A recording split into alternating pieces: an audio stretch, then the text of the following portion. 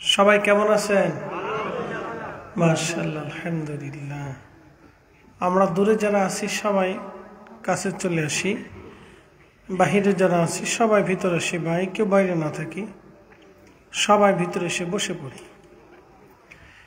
নাহমাদুহু ওয়া নাস্তাঈনুহু ওয়া নাস্তাগফিরুহু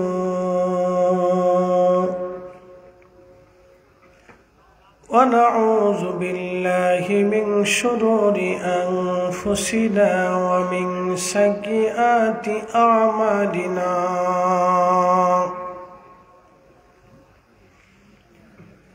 من يهده الله فلا مضل له ومن يضلله فلا هادي له ونشهد أن لا إله إلا الله وحده لا شريك له ونشهد أن محمدا عبده ورسوله أرسله بالحق بشيرا ونذيرا وداعيا إلى الله بإذنه وسراجا منيرا. أما بعد فقد قال الله تعالى في كلامه المجيد: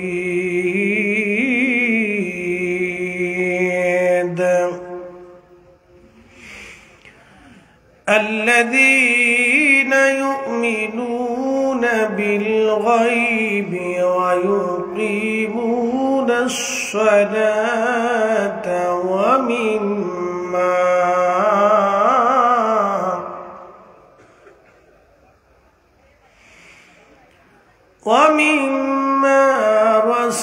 رزقناهم ينفقون.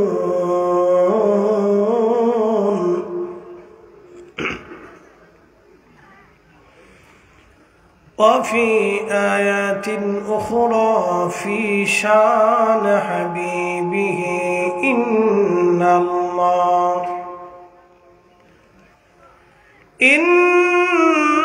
الله وملائكته يصلون على النبي يا أيها الذين آمنوا صلوا عليه وسلموا تسليما. اللهم صل على जवान खुले محمد وعلى آل سيدنا.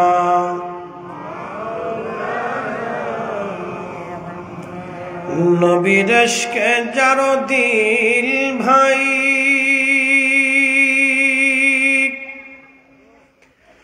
এ ভুবনে কাঁদে না। রোজ হাসরে ভাই জানতারা নবীজির দেখা পাবে না।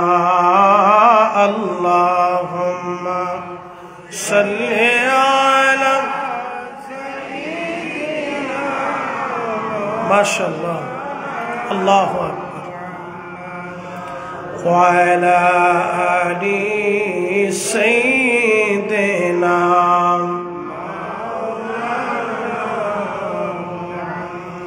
বাড়ি বাড়ি করো রে মন,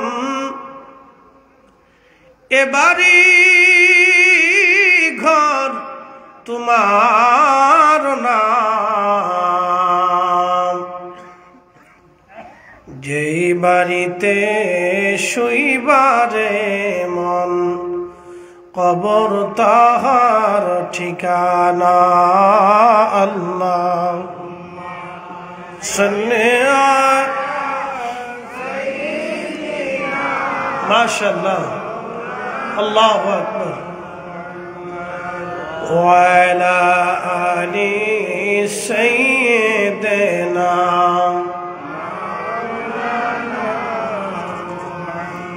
একটু জবান খুলে জিকির লা ইলাহা জোরে লা ইলাহা হক লা ইলাহা হাসবি রব্বি জাল্লাল্লাহ মা ফি কলবি। আহা নূর মুহাম্মদ বলি নূর মুহাম্মদ পড়ি লা ইলাহা ইল্লাল্লাহ লা ইলাহা লা ইলাহা ইল্লাল্লাহ মুহাম্মাদুর রাসূলুল্লাহ সাল্লাল্লাহু আলাইহি ওয়াসাল্লাম।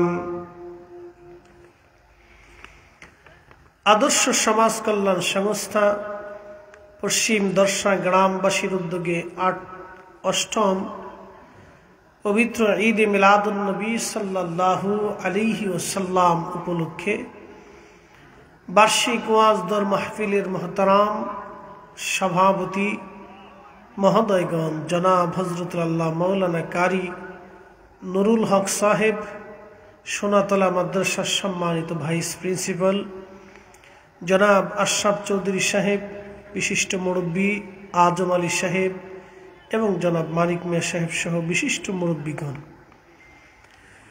আমার আগে যিনি চমৎকার তাকরীর করেছেন হযরতুল আল্লামা মাওলানা আবু হানিফ আনোয়ারি চাঁদপুরি সাহেব, তিনি আলোচনা রেখেছেন। বিশেষ অতিথি হযরত উলামা ইকরাম, এলাকার গণ্যমান্য ব্যক্তিবর্গ, মুরব্বান ইকরাম, কলিজার টুকরো যুবক ভাইরা, পর্দানিশীন আমার সম্মানিতা মা ও বোনেরা, মাইকের আওয়াজ যত দূর পর্যন্ত যাচ্ছে সকলকে মোবারকবাদ। শুকরিয়া সে আল্লাহর দরবারে যিনি আমাদেরকে অনেক মানুষের ভিড়ে এই পশ্চিম দর্শা এলাকার ভিতর থেকে পছন্দ করে যাচাই করে বাছাই করে আল্লাহ তার বেহেশতের বাগানের ভিতর আমাদেরকে বসিয়ে দিলেন। সেই জন্যে আল্লাহর আসমানে আমরা একসাথে সকলে শুকরিয়া আদায় করে বলি আলহামদুলিল্লাহ। আরো শুকর গুজার করি সে আল্লাহর যিনি অনেক বড় দয়া এবং ইহসান করে সর্বশ্রেষ্ঠ নবী, সর্বকালের সর্বশ্রেষ্ঠ মহামানব, ইমামুল মুরসালিন, রাহমাতুল লিল আলামিন, সাইয়্যিদুল কাউনাইন ওয়াস সাকানাইন, হাবিবুল্লাহ, আল্লাহর পেয়ারা মেহবুব নবীর উম্মত হিসেবে আল্লাহ আমাদেরকে মঞ্জুর করেছেন। সেই জন্যে আল্লাহর আসমানে আমরা আবারও একসাথে শুকরিয়া আদায় করে বলি আলহামদুলিল্লাহ। প্রিয় উপস্থিতি, আল্লাহ যাকে পছন্দ করেন তাকে আল্লাহ মুসলিম হিসেবে কবুল করেন। ইমানের দৌলত হচ্ছে জীবনের সবচেয়ে বড় দৌলত। পৃথিবীতে শত শত ধর্মের অনুসারী আছে, বৌদ্ধ, শিখ, ইহুদি, খ্রিস্টান, সনাতন, এরকম নানান ধর্ম পৃথিবীতে আছে। বর্তমান পৃথিবীতে রানিং শত শত ধর্ম আছে। এক এক ধর্মের এক এক ধরনের বিশ্বাস তাদের আছে। যেমন আমাদের দেশে সনাতন যারা ধর্মে বিশ্বাসী তাদের ৩৩ কোটি দেবতা আছে। তারা মনে করে তাদের বিদ্যার দেবতা আছে, পানির দেবতা আছে, আকাশের দেবতা আছে, বাতাসের দেবতা আছে, খাবারের দেবতা আছে, নিরাপত্তার দেবতা আছে, এইরকম আলোর দেবতা আছে, আধারের দেবতা আছে। তো দেবতা হতে হতে হতে হতে তাদের বিশ্বাস অনুযায়ী 33 কোটি দেবতা হয়েছে। আমাদের রব কয়জন? একসাথে বলে না, আওয়াজটা দুর্বল মনে হচ্ছে। সবাই জবান খুলে বলেন, আমাদের মালিক কয়জন? রব কয়জন? লা শারীকা লাহু, কোন শরীক। একসাথে বলেন, কোন শরীক, কোন শরীক হতে পারে। বর্তমান পৃথিবীর দুইটা বেল্টে বিভক্ত, একটা হচ্ছে রুশিয়ান বেল্ট, একটা আমেরিকান বেল্ট। দুই বেল্টে চায় পৃথিবীর কর্তৃত্ব তারা গ্রহণ করবে, সারা পৃথিবীতে তারা ব্যবসা বাণিজ্য করবে। এই জন্য আমেরিকা চায় না চীন ব্যবসা করুক, রাশিয়া নেতৃত্ব দিক। রাশিয়া চীনও চায় না শুধু আমেরিকাই মাতব্বরি করুক। সবাই যার যার অবস্থান থেকে পৃথিবীতে মাতব্বরি করার জন্য তাদের অস্ত্র শস্ত্র, ধনে মানে সম্পদে, ব্যবসা বাণিজ্যে নিয়মিত শান দিতেছে। এটা হচ্ছে টিকে থাকার লড়াই। সামান্য পৃথিবীর কর্তৃত্বের জন্য পৃথিবীর পরাশক্তিগুলি তারা তাদের অস্ত্রে শান দিচ্ছে। যদি খোদা দুইজনই হতো, একজন আলোর খোদা আর একজন আধারের খোদা, অন্ধকার এবং আলোর খোদা যদি ভিন্ন হতো, তাহলে এক খোদা বলতো পৃথিবীতে আলো আমি বেশি দিন দিব, আর এক খোদা বলতো আমি অন্ধকার বেশি সময় দিব। তো অন্ধকার ও আলোর খোদার মধ্যে ঝগড়া হতো। একটা পর্যায়ে ঝগড়া বেঁধে দুই খোদায় মারামারি করত।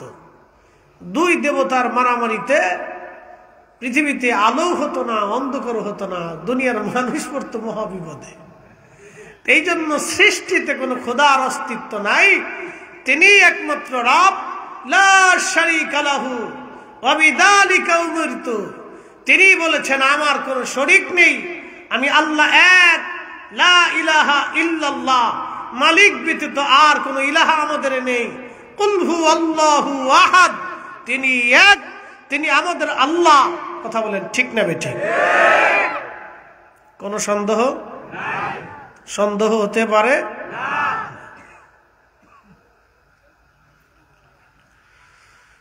কুল হুয়াল্লাহু আহাদ আল্লাহুস সামাদ লাম ইয়ালিদ ওয়া লাম ইউলাদ। হুজুর আপনি বলে দেন আমি এক। আল্লাহুস সামাদ, আমি রব কোন মুখাফিক কিনা, আমি মালিক কারো মুখাফিক কিনা। লাম ইয়ালিদ ওয়া লাম ইউলাদ, আমি কারো কাছ থেকে জন্ম নেই না, জন্ম দেইও না। তো একমাত্র মিলাদ আল্লাহরই নেই, জন্ম নেই, জন্ম দেনও না, জন্ম হনও না। খ্রিস্টানদের বিশ্বাস হচ্ছে আল্লাহ আছে, কিন্তু আল্লাহর বউ আছে, বাচ্চা কাচ্চাও আছে। আচ্ছা আপনারা বলেন, যিনি আল্লাহ, যিনি স্রষ্টা, তার আবার বউয়ের দরকার? একসাথে বলেন, বউ লাগে তার? যিনি কাম ক্রোধ লোভ মোহ কামনা বাসনা রিয়া আশা আকাঙ্ক্ষা জীবন মৃত্যু হায়াত আলো আধার নভমণ্ডল ভূমণ্ডল পৃথিবী আগে পরে অতীত বর্তমান ভবিষ্যৎ শুরু শেষ যিনি সৃষ্টি করছেন, তার তো কোনো শুরু নেই, তার শেষও নেই। তিনি শুরু সৃষ্টি করেছেন, তিনি শেষ সৃষ্টি করেছেন, তিনি আলো সৃষ্টি করেছেন, তিনি আধার সৃষ্টি করেছেন, তিনি হায়াত সৃষ্টি করেছেন, তিনি মৃত্যু সৃষ্টি করেছেন। এই জন্য এই সবগুলি থেকে আল্লাহ মুক্ত। এই জন্য আমরা বলি আল্লাহ এক, লাম ইয়ালিদ ওয়া লাম ইউলাদ, তিনি জন্ম দেন না, জন্ম নেন না। এই জন্য খ্রিস্টানরা আহলে কিতাব, তারা কাফির। কথা বলেন ঠিক না বেঠিক? তাদের সাথে আমাদের পার্থক্য কি দেহ দিয়া না বিশ্বাস দিয়া? খ্রিস্টানরাও বিয়ে করে, তাদেরও বাচ্চা কাচ্চা হয়, ডাক্তার আছে, ডক্টর আছে, লেখাপড়া আছে, ওদের হাত, চোখ, কান, নাক, পা সব আমাদের মতো, দেখতে ওদের মতো, আমরা আমাদের মতো। ওরা হাজার ভাগ ব্যবসা বাণিজ্য একসাথে চলতেছে, মার্কেট সব কিছু একসাথে চলতেছে, বিশ্বাস শুধু ভিন্ন। আমাদের দেশে সনাতনী যারা আছে তাদের সাথে আমাদের ওই দেহগত কোনো পার্থক্য নেই। তাদের যেমন দেহ, রক্ত, মাংস, বিয়ে শাদী, বাচ্চা কাচ্চা, কিন্তু বিশ্বাসগত তফাৎ।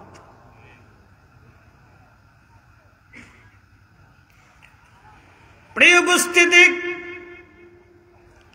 পশ্চিম দর্শাবাসী খুবই মনোযোগের সাথে কথাগুলি শুনবেন। আল্লাহ তাদের সম্পর্কে কোরআনে বলে দিলেন, ইন্নাল্লাযীনা কাফারু মিন আহলিল কিতাবি ওয়াল মুশরিকিনা ফী নারি জাহান্নাম। নিশ্চয়ই যারা কাফির এবং মুশরিক, আহলে কিতাব, অবিশ্বাসী, আহলে কিতাব, কাফির, মুশরিক যারা, আল্লাহর কোরআন বলতেছে ফি নারি জাহান্নাম খালিদিনা ফিহা, চিরদিন তারা জাহান্নামে থাকবে, কোনদিন জাহান্নাম থেকে তারা বের হতে পারবে না। চিরদিন তারা জাহান্নামে থাকবে, কোনদিনও জাহান্নাম থেকে তারা বের হতে পারবে না, তারা চিরদিনের জন্য জাহান্নামী।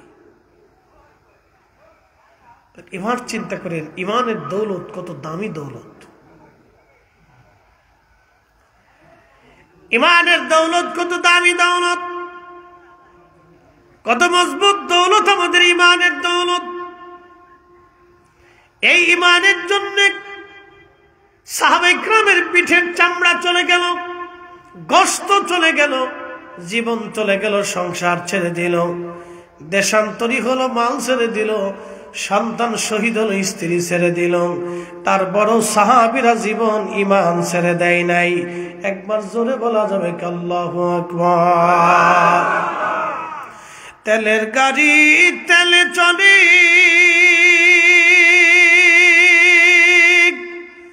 হাওয়ার গাড়ি হাওয়ায় উড়ে, বিনা তেলে চালায় গাড়ি নবী সুলাইমান। আমরা সেই মুসলমান, আমরা সেই মুসলমান। আজকে খবর দেখছেন কিনা জানি না, ফিলিস্তিনের গাজাতে পরীক্ষা দেওয়ার মতো কোনো ছাত্র নাই। তাহলে তারা কি পরিবারের সন্তানদেরকে হত্যা করছে, আপনার শুনলে গা শিহরে উঠবে। কিন্তু ৭৫ বছরে এত শহীদ হওয়ার পরেও তারা মাথা নত করে নাই। কথা বলে ঠিক কিনা? যদি পৃথিবীতে মুসলমান দেখতে চাও তো ফিলিস্তিনের গাজার দিকে তাকিয়ে দেখো। বর্তমান পৃথিবীতে যদি মুসলিম থাকে, কাফেরের কাছে যদি মাথা নত না করে, তাহলে একটাই জাতি, সে ফিলিস্তিনি মুসলিম, গাজার মুসলমান। কথা বলে ঠিক না?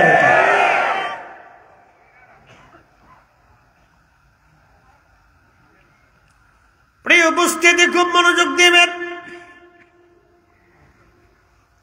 সন্তান শহীদ হয়েছে, মা শহীদ হয়েছে, বাবা শহীদ হয়েছে, সব শহীদ হয়েছে। শাহাদাতের আমি সুধা একের পর এক পান করেছে, বাড়িঘর ধূলিসাৎ হয়ে গেছে, ক্ষুধার যন্ত্রণা, অভাবে অনটনে দিন যাপন করতেছে। কত রজনী শীতের মধ্যে কম্বলবিহীন কাটিয়ে দিচ্ছে, কত মা সন্তানকে খাবার দিতে পারতেছে না। তারপরও কাফির জালিমের কাছে তারা মাথা নত করে নাই। তারা মুসলিম, তারা মুসলিম।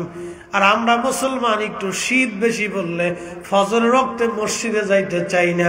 কথা কোন ঠিক কিনা? মুসলিম শীত একটু বেশি বললে ফজর রক্তে মুসল্লি মসজিদে নাই, শীতের ডরে মসজিদে ঢুকতে চায় না, বিরাট শীত।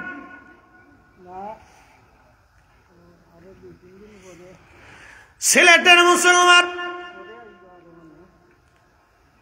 জমিন হযরত 360 আউলিয়ার পুণ্যভূমি শাহজালালের জমিন। সিলেটের মুসলমান শাহজালাল আমিনী মুজাররিদি শুধু খানকার পীর ছিলেন না, তিনি শুধু হাতে তাসবিহ নিয়ে ঘোরেন নাই, জমিনে দিন প্রতিষ্ঠিত করার জন্য তলোয়ার চালিয়েছেন। কথা কোন ঠিক কি? শুধু তাসবিহ পড়েন নাই, তিনি তলোয়ার চালিয়েছেন। শুধু তাসবির পীর ছিলেন না, তিনি তলোয়ারের পীর ছিলেন। এ ভাই আমার, শুধু খানকার ভিতরেই থাকেন নাই, জিহাদের ময়দানেও তিনি থেকেছেন। সুদূর ইয়ামান থেকে জমিনে এসে কালেমার দাওয়াত তিনি পৌঁছিয়েছেন, দিন প্রতিষ্ঠিত করেছেন। আল্লাহর একত্ববাদ, আল্লাহর রাসূলের রাসালাতের সাক্ষ্যে এ জমিনের কোটি কোটি কোটি কোটি পথহারা মানুষকে তিনি পথের দিশা দিয়েছেন। লা ইলাহা ইল্লাল্লাহু মুহাম্মাদুর রাসূলুল্লাহ সাল্লাল্লাহু আলাইহি ওয়াসাল্লাম। এই কালেমার জন্য, এই বিশ্বাসের জন্য, এই সত্যের দাওয়াতের জন্য সারা পৃথিবীর বহু অঞ্চল থেকে পায়ে হেঁটে হেঁটে হেঁটে হেঁটে আল্লাহর ওলি জমিনে এসেছিলেন কালেমার দাওয়াত দেওয়ার জন্য। তিনি একা না, 360 জন সহযোগী নিয়ে এই জমিনে কালেমার দাওয়াত দিলেন। শুধু একটা বাক্য, লা ইলাহা ইল্লাল্লাহ, আল্লাহ ছাড়া আর কোনো মাবুদ নাই, মুহাম্মাদুর রাসূলুল্লাহ, তিনি আল্লাহর নবী এবং শ্রেষ্ঠ রাসূল। একবার জোরে বলা যাবে কি আল্লাহু আকবার? ঈমানের দৌলত মানব জীবনের সবচেয়ে বড় দৌলত। খুব দৃঢ়ভাবে, কঠিনভাবে ঈমানের দৌলত নিতে হবে। আমাদের দেশের মুসলমানের ঈমানের দৌলত এত দৌলত, মসজিদও খুঁজে পাওয়া যায়, আবার দুর্গা পূজার সময় পাওয়া যায়। এই কথা কর না কেন? বাংলাদেশে ইসকন, তারা এদেশে উগ্রপন্থী, এদেশে ইসকন উগ্রপন্থী হিন্দু তৈরি করতেছে। কে কথা কর না কেন? আজকে চট্টগ্রামে আমাদের এক আইনজীবীকে হত্যা করেছে। তারা এদেশে বিশৃঙ্খলা তৈরি করে সাম্প্রদায়িকতা সৃষ্টি করার পায়তারা করতেছে। শোনেন, শাহজালালের জমিনের মুসলমান, আমাদেরকে সতর্ক হতে হবে, সতর্ক থাকতে হবে। কোন সাধারণ ধর্ম বলে হিন্দুদের সাথে আমাদের কোনো দূরত্ব নাই। আমরা এদেশে মিলেমিশে বসবাস করি, একসাথে ব্যবসা করি, একসাথে বাজার করি, একসাথে সমাজ করি, একসাথে রাজনীতি করি, একসাথে দেশ করি। আমরা একসাথে এদেশে চলেছি, একসাথে চলতেছি। ওরা নতুন করে ইসকন তৈরি করে আমার দেশে হিন্দু মুসলমানের দূরত্ব তৈরি করার জন্য এবং সাম্প্রদায়িক দাঙ্গা সৃষ্টি করার জন্য তারা ষড়যন্ত্র করে যাচ্ছে। আমরা মনে করি এই সময় যদি ইসকনকে নিষিদ্ধ না করা হয়, তাহলে আগামীর বাংলাদেশের ভিতরে রক্তপাত হবে। কথা বলেন ঠিক না?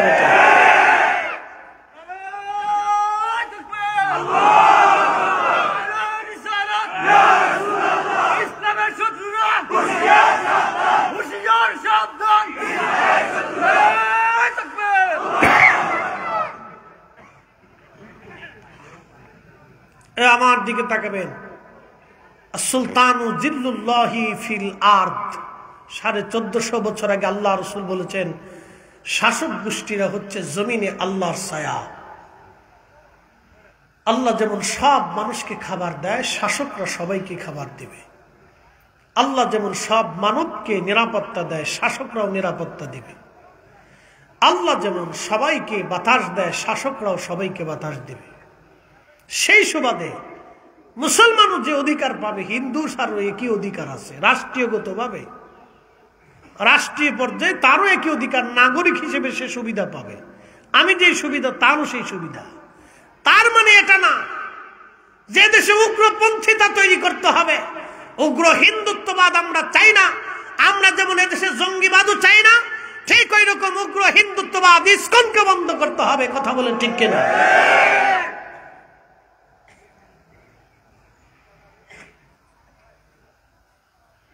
হাজিরিন, খুব মনোযোগ দিবেন। এই কালেমার জন্য, এই হকের জন্য, সত্যের জন্য সাহাবায়ে কেরাম যেইভাবে জীবন দিয়েছিলেন, পিঠের চামড়া দিয়েছিলেন, গোশত দিয়েছিলেন, কিন্তু মিথ্যার কাছে তারা মাথা নত করেন নাই। মিথ্যার কাছে তারা মাথা নত করেন নাই। মিথ্যার কাছে তারা কখনো মাথা নত করেন নাই। হযরত সুমাইয়া কৃতদাস ছিলেন, খুবই দরিদ্র, শুধু বিশ্বাস করলেন লা ইলাহা ইল্লাল্লাহ, আল্লাহ ছাড়া আর কোনো ইলাহা নাই, আল্লাহর কোনো শরীক নাই, আল্লাহ ছাড়া আর কোনো মালিক আর কোনো রব নাই। আর তিনি সেই দিন শুধু স্বীকার করলেন মুহাম্মাদুর রাসূলুল্লাহ, মুহাম্মদ সাল্লাল্লাহু আলাইহি সাল্লাম আল্লাহর রাসূল। এই বিশ্বাসটুকু গ্রহণ করার জন্য সেই দিন দরিদ্র সাহাবী হযরত সুমাইয়া রাদিয়াল্লাহু আনহা এবং তার স্বামীকে কাফেররা ধরে নিয়ে গেল। ওই মক্কা ঘরে কাবা শরীফের ভিতরে 360টা মূর্তি কাফেররা স্থাপন করেছিল। 360টা মূর্তি আল্লাহর নবী নিজে পিটিয়ে ভেঙে ফেলেছেন, সাহাবায়ে কেরাম বের করেছেন। কারণ ঘর আল্লাহর, সেখানে কোনো মূর্তি থাকতে পারে না, কোনো প্রতিমা থাকতে পারে না, সব মিথ্যা, পৌত্তলিকতা। এই যে মিথ্যা ভ্রান্ত বিশ্বাস পৃথিবীতে আদিকাল থেকেই ভ্রান্ত বিশ্বাস শয়তান প্রতিষ্ঠিত করেছে। তারা মনে করে মাছ আমাকে দিবে, কেউ সূর্যের পূজা করে, কেউ মূর্তির পূজা করে, পাথরের পূজা করে, বিভিন্ন দেবদেবীর নাম দিয়ে তারা দেবদেবীর পূজা করে থাকে। পৃথিবীতে আল্লাহ ব্যতীত আর কোনো রব নাই, অতএব আর কোনো দেবদেবীর অস্তিত্ব পৃথিবীর মধ্যে নাই। কি কথা বলেন, ঠিক কিনা? কোনো অস্তিত্ব নেই। আমার রব ব্যতীত কোনো স্রষ্টা নেই পৃথিবীতে। 33 কোটি দেবদেবীর কোনো অস্তিত্ব নেই। বিদ্যার দেবতা নেই, খাবারের দেবতা নেই, আলোর দেবতা নেই, আধারের দেবতা নেই, বৃষ্টির দেবতা নেই, পানির দেবতা নেই, আসমানের দেবতা নেই, জমিনের দেবতা নেই, সাগরের দেবতা নেই, সূর্যের দেবতা নেই। সবকিছুর একচ্ছত্র অধিপতি মালিক তিনি আমাদের রব, তিনি আমাদের আল্লাহ। কথা বলেন ঠিক না? তিনি কে? একসাথে বলেন, তিনি কে? তিনি কে? যদি একাধিক অস্তিত্ব পৃথিবীতে, খোদার অস্তিত্ব থাকতো, পৃথিবী ধ্বংস হয়ে যেত। কোন অস্তিত্ব নেই। এই ভ্রান্ত বিশ্বাসকে উপড়িয়ে ফেলে সাহাবী রাসূল সুমাইয়া রাদিয়াল্লাহু আনহা তিনি কৃতদাস ছিলেন। যখনই তিনি এই কালেমা গ্রহণ করলেন, তখন কাফেররা ক্ষিপ্ত হয়ে সুমাইয়া রাদিয়াল্লাহু আনহাকে ধরে নিয়ে গেল। আহা, তার হাত পা গুলি বেঁধে তার গুপ্তাঙ্গের ভিতরে আবু জাহেল বর্ষার আঘাত করে করে নির্মম ভাবে কঠিন শাস্তি দিয়ে আপনি কল্পনা করতে পারবেন। একজন মা জাতি তার গুপ্তাঙ্গে বর্ষা মেরে মেরে কুচিয়ে কুচিয়ে সেই দিন তাকে শহীদ করা হয়েছিল। গগন বিদারী চিৎকারে আল্লাহর আকাশ জমিন ভারী হয়েছিল, কিন্তু সুমাইয়া রাদিয়াল্লাহু আনহার সাহায্যের জন্য কেউ আগে আসে নাই। সুমাইয়া শুধু একবার বলতেছিলেন, রব্বানা লা তুযিগ কুলুবানা বা'দা ইয হাদাইতানা। আল্লাহ, যে হেদায়েত তুমি আমাকে দিয়েছ, যে দ্বীন আমাকে দিয়েছ, যে ঈমান তুমি আমাকে দিয়েছ, আল্লাহ আমার হৃদয় থেকে ঈমান কেড়ে নিয়ে যাও না।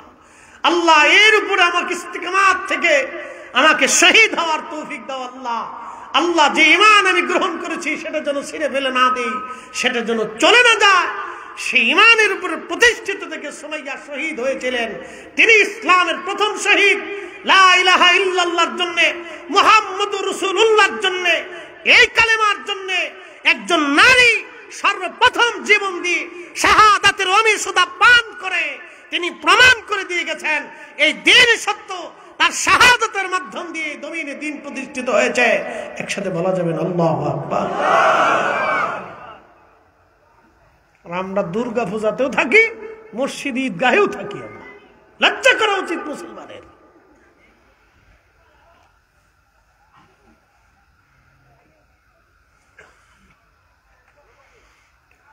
প্রিয় উপস্থিতি হাজিরিন, জানি কথাগুলি আপনাদের বড় কষ্ট হবে, তারপরে ঈমানের তাগিদে বলতেছি।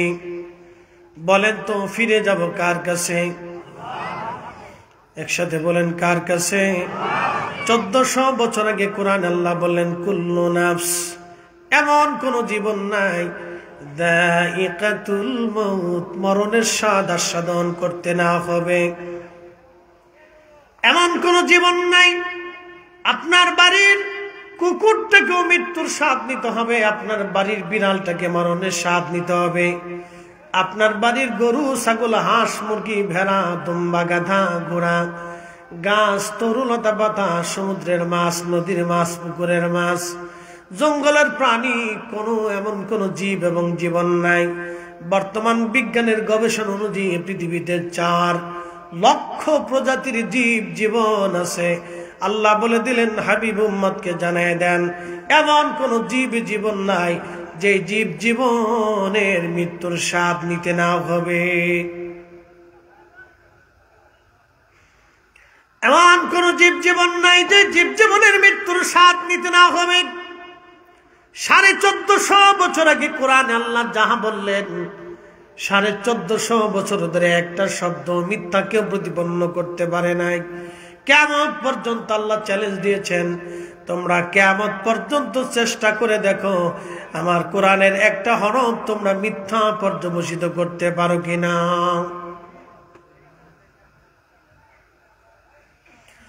এ মুসলমান খুব মনোযোগ দিবেন, সিলেটবাসী হাজিরিন,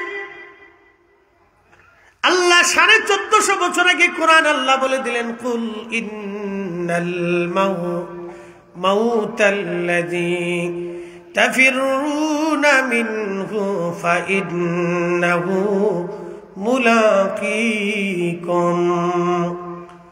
তবে যে উম্মতকে বলে দেন মৃত্যু থেকে তারা পালানোর চেষ্টা করে, মরণ থেকে তারা পালায়, প্রিয় হাবিব উম্মতকে জানায় দেন যতই পালাক মৃত্যু তার সাথে মোলাকাত করবে, এই মরণ তার সাথে মোলাকাত করবে, এই মরণ তার সাথে মোলাকাত করবে। এই মৃত্যু মোলাকাত করবে। সুম্মা তুরাদ্দুনা ইলা আলিমিল গায়বি ওয়াশ শাহাদাত। এই মৃত্যু তার সাথে মোলাকাত করার পরে তাকে আমার আল্লাহ তাকে এমন একটা জায়গায় নিয়ে যাবে, সেই জায়গা আমার রবের স্থান, আমার রবের সামনে নিয়ে যাবে, যিনি আমার আপনার গোপনে গোপনে সব আমার আল্লাহ জানে। এমন কিছু নেই রবের কাছে কোনো কিছু গোপন নাই, তিনি সব জানেন। আল্লাহ তার কাছে নিয়ে চলে যাবেন। ফায়ুনাব্বিউকুম বিমা কুনতুম তা'মালুন। আমি আপনার জীবনে যা কিছু করেছেন না কেন সেই দিন আমার রব সবার সামনে সেটা উপস্থাপন করবে, আপনাকে দেখিয়ে দিবে বান্দা তুমি এই এই এই কাজ করেছো, এটা এটা তুমি করো নাই।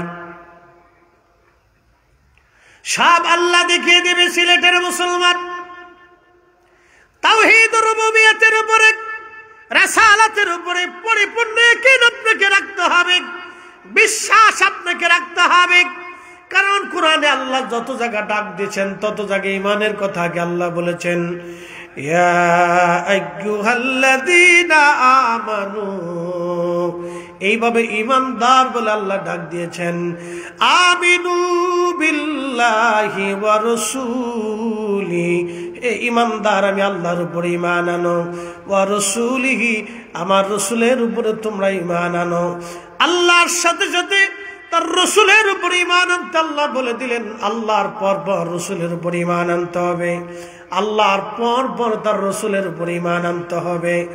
আল্লাহ মানের সাথে সাথে নবী মানতে হবে। আল্লাহ কোরআনে বলে দিলেন, ইয়া আইয়ুহাল্লাযীনা আমানু আতিউল্লাহ ওয়া আতিউর রাসূল। হে ঈমানদার, আল্লাহ মানার সাথে সাথে আমার রসুল মানতে হবে। আমি আল্লাহ যেইভাবে মানবা আমার রসুল ওইভাবেই তোমরা মানবা। একবার জোরে বলা যাবে কি আল্লাহু আকবার। আল্লাহ যেইভাবে মানবা আমার নবীকে সেইভাবে মানবা। আমি আল্লাহকে যেইভাবে বিশ্বাস করবা আমার রসুলকে সেইভাবেই বিশ্বাস করবা। বুঝতে কি কোনো অসুবিধা হচ্ছে আপনাদের? বোঝার চেষ্টা করুন। আল্লাহ যেইভাবে মানবেন রসুলকে সেইভাবে মানতে হবে। আচ্ছা বলেন, আল্লাহ সত্যবাদী না মিথ্যাবাদী? আমার রসুল একসাথে বলেন, জোরে জোরে বলেন, জোরে বলেন। 63 বছরের জীবনে তার কোনো খাতা আছে? চুল পরিমাণ তার চরিত্রে কোনো কলঙ্ক আছে? চুল পরিমাণ জীবনে কোনো ধোঁকা আছে? চুল পরিমাণ জীবনে কোনো মিথ্যা আছে? চুল পরিমাণ কখনো তিনি সত্যের খেলাফ করেছেন? কখনোই না, ভুলেও না। এই জন্য আল্লাহ বলছেন, হাবিব উম্মতকে বলে দেন, আতিউল্লাহ, আমাকে যেইভাবে ইত্তেবা করবে, ওয়া আতিউর রাসূল, আপনাকে সেইভাবে ইত্তেবা করতে হবে, সেইভাবেই মানতে হবে। সিলেটের মুসলমান হযরত সুমাইয়া কালেমা পড়ছে নবী দেখে। সুমাইয়া কিন্তু আল্লাহ আগে চিনে নাই, আগে নবী চিনছে। কথা কোন ঠিক কিনা? হযরত ইয়াসারকে ধরে নিয়ে যাওয়া হলো। সুমাইয়া রাদিয়াল্লাহু আনহার স্বামী হযরত আম্মার রাদিয়াল্লাহু আনহুর বাবা। হযরত ইয়াসারকে ধরে নিয়ে যাওয়া হলো। তিনিও দরিদ্র মুসলমান ছিলেন। আবু জাহেলের লোকেরা তাদেরকে ধরে নিয়ে হযরত ইয়াসারের 2টা পায়ের মধ্যে রশি বাঁধলো। 2 পায়ের মধ্যে রশি বেঁধে উটের গলার মধ্যে, 2 উটের গলার মধ্যে বেঁধে দিল। 2টা উট 2 দিকে সারিয়ে দিল। উট দৌড়াইতে লাগলো। হযরত ইয়াসার রাদিয়াল্লাহু আনহুর মাঝখান থেকে ছিঁড়ে ফেরে ফেরে একজন মানুষ 2টা খণ্ডে বিভক্ত হয়ে গেল। 2 খণ্ডে যখন একজন মানুষ বিভক্ত হয়ে গেল, হযরত ইয়াসার নিজের জীবন দিয়ে দিলেন, কিন্তু ঈমান দেন নাই। নিজের জীবন দিয়েছিলেন, ঈমান দেন নাই। তিনি হযরত ইয়াসার সুমাইয়া রাদিয়াল্লাহু আনহার স্বামী, স্বামী আর স্ত্রী 2 জন একসঙ্গে জীবন দিলেন, কিন্তু ঈমান দেন নাই। একবার জোরে বলা যাবে কি আল্লাহু আকবার? না না, চিৎকার মেরে জোরে বলেন আল্লাহু আকবার। আমরা সেই মুসলমান, জীবন দিতে জানি, ঈমান দিতে জানি না। কথা বলেন ঠিক কিনা? আমরা সেই মুসলিম, জীবন দিতে জানি, ঈমান দিতে জানি না। আমাদের ঈমানের অনেক দাম। আল্লাহর নবী বলেন, উম্মত, তোমাদেরকে যদি কেটে কেটে কেটে কেটে টুকরা টুকরা করে ফেলে দেওয়া হয়, তাহলেও তোমরা শিরক করবে না, শিরক করবে না, শিরক করবে না। যদি কেটে কেটে টুকরা টুকরা করা হয়, তারপরও শিরক করবে না, শিরক করবে না, বেঈমান হয়ে কবরে যাবে না, বেঈমান হয়ে কবরে যাবে না। যদি তোমাদেরকে কেটে কেটে টুকরা টুকরা করা হয়, আপনাকে এইভাবে ঈমান আনতে হবে। কালেমার উপরে এইভাবে আপনাকে দায়েম কায়েম থাকতে হবে। মুসলিম মুসলিমের মতো হতে হবে।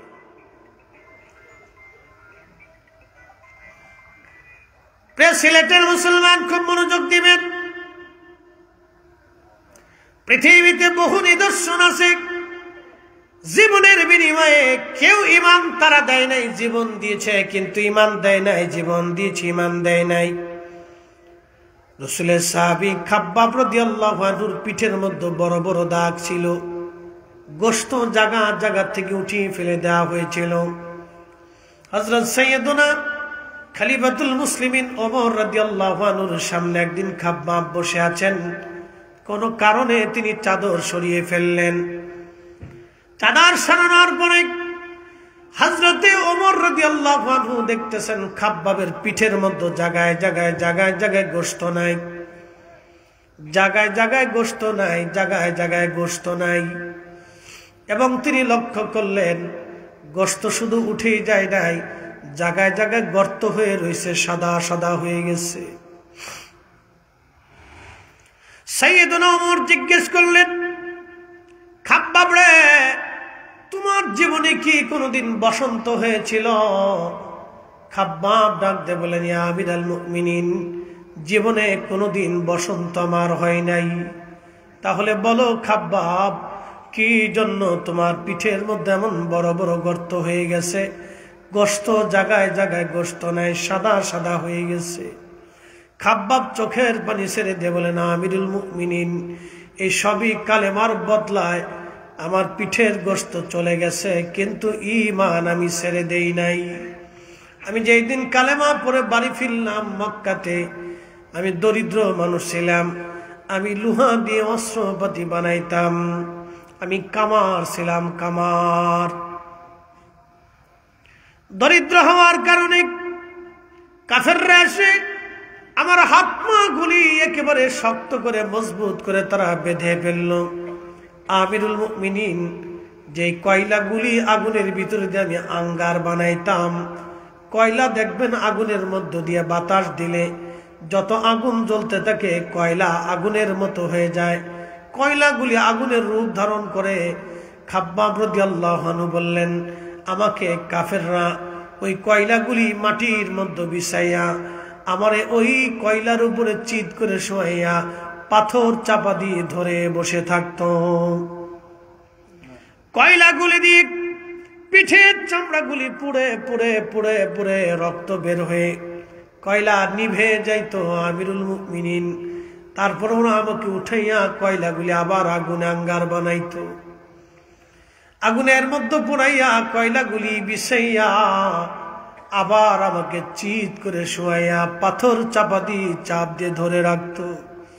হুজুর, কয়লাগুলি পুড়ে পুড়ে আমার চামড়া পুড়ে, চর্বিগুলি পুড়ে পুড়ে কয়লা নিভে যাইতো, আমার গোশত উঠে গেল জায়গা জায়গা থেকে, আমার চামড়া উঠে চলে গেল, কোনদিন আমার বসন্ত হয় না। আমিরুল মুমিনিন, এইগুলি সব কালেমার বদলা, কালেমার কারণে আমার এইরকম পিঠের গোশত চলে গিয়েছে, ঈমান আমি দেই নাই। একবার জোরে বলা যাবে কি আল্লাহু আকবার। তেলের গাড়ি তেলে চলে, হাওয়ার গাড়ি হাওয়ায় উড়ে, বিনা তেলে চালাই গাড়ি নবী সুলাইমান। আমরা সেই মুসলমান, আমরা সেই মুসলমান, ঠিক কিনা? ঈদগাহ যাবেন, আবার দুর্গা পূজাতেও যাবেন, কালী পূজাতেও যাবেন, এগুলি চলবে না।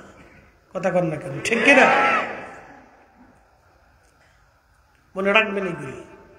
আমাদের ইমান কিন্তু ছেলে খেলা না, ইমান অনেক বড় দামি জিনিস। যদি ইমান বেঈমান হয়ে একবার কবরে চলে যান তো জিন্দেগি বরবাদ হবে। আবাদুন আবাদাত, চিরস্থায়ীর জন্য আপনাকে জাহান্নামে পড়তে হবে, কোনোদিন আর বের হওয়ার কোনো সুযোগ নেই।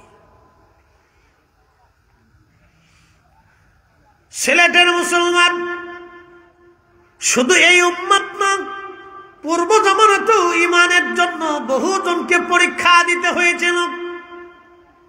এই ইমানি পরীক্ষা পূর্ব জামানাতেও বহু দিতে হয়েছে। আল্লামা ইমাম আবুল ফারাজ ইবনুল জৌজি তিনি একটা ঘটনা তিনি লিখতেছেন তিনার উয়ুনুল হেকায়াতের মধ্যে। পূর্ব জামানাতে একজন যুবক 24 ঘন্টা আল্লাহর ইবাদতে কাটায় দিত, একটা সেকেন্ডের জন্য সে ইবাদত বন্ধ করত না। তো অল টাইম খানকার ভিতরে সে ইবাদত করে। এলাকাতে দেখবেন কিছু দুষ্ট লোক আছে, যুবকরা নামাজে গেলে ওই আপনার পাশ থেকে বাজে বাজে কথা বলে, হ্যাঁ দেখছ না নামাজ পড়তেছে, বিরাট বুজুর্গ, হাসি তামাশা করে। রোজা রাখলে, ভালো কাজ করলে দেখবেন কোন যুবক যদি ভালো কাজ করে আরো 10টা আরো 2টা দেখবেন তাকে বাজে কমেন্টস করতে থাকে, খারাপ কথা বলে। দূর, এগুলো কি পাবে? এই যে দেখবেন আমার এই যুবক শ্রেণীগুলি যারা মাহফিলে কষ্ট করতেছে, ওদেরকে আরো 10 জন দেখবেন দূর, এইগুলো করে কি লাভ পাবে, কি পাইছিস জীবনে, নানান ধরনের এই কথা বলতে থাকে। কিন্তু এই কথাগুলিকে উপেক্ষা করে যারা আল্লাহর দিকে ফিরে আসে তারা হলো অরিজিনাল। কথা বলেন ঠিক না বেঠে? তাদের ঈমান আর ওদের ঈমান হাজার দিন রাত পার্থক্য, আকাশ ও জমিন পার্থক্য হবে। এই মুসলমান, এই মানব জাতি, অবশ্যই আমাদেরকে কবরে চলে যেতেই হবে, অবশ্যই আমরা আল্লাহর কাছে ফিরে চলে যাব। এই গ্রামে 100 বছর বয়সী কেউ আছে? আবার বলি, এই গ্রামে 100 বছর বয়সী কেউ আছে? কেউ নাই। এর অর্থ হচ্ছে 100 বছর আগে যারা এই গ্রামে ছিল তারা আজকে সবাই মাটির নিচে চলে গেছে। ঠিক 100 বছর পরে আপনারাও সবাই আমরা মাটির নিচে চলে যাব। নতুন প্রজন্ম আসবে, কোরআন ঠিক থাকবে, আজানও ঠিক থাকবে, মাহফিলও ঠিক হবে, কিন্তু আমরা সবাই মাটির নিচে। বলেন চলে যাব কার কাছে? একসাথে বলেন কার কাছে? কোনো সন্দেহ আছে? ফিরে আসার কোনো সুযোগ আছে? সনাতনী হিন্দু ধর্মের বিশ্বাস হচ্ছে যদি মানুষ পৃথিবীতে ভালো কাজ করে তাহলে ভগবান তাদেরকে আবার পৃথিবীতে পাঠাবে। কিভাবে পাঠাবে? কাউরে বানাবে ধনী শিক্ষিত। ওই যে কবি একটা কবিতা লেখছে, আপনারা জানেন কিনা জানি না, আমি আপনাদেরকে বলতেছি। আবার আসিব ফিরে ধানসিঁড়িটির তীরে, বাংলায় এ নবান্নে, হয়তো শালিকের বেশে না হয় শঙ্খ চিলে। জীবনানন্দ দাশ তিনি একজন সনাতনী হিন্দু ধর্মের কবি ছিলেন। কত সুন্দর করে তার ধর্মের বাক্য তিনি লিখে গেছেন। আবার আসিব ফিরে ধানসিঁড়িটির তীরে, নবান্নে এই বাংলায়, শঙ্খ চালিকের বেশে অথবা কাউয়ের বেশে অথবা হাঁসের বেশে, না হয় ছাগলের বেশে না হয় পাগলের বেশে। কি কথা কর না, কি আজের বক্তব্য! কোরআন আল্লাহ বলতেছেন ওয়ালা ইউআখিরাল্লাহু নাফসান ইযা জাআ আজালুহা।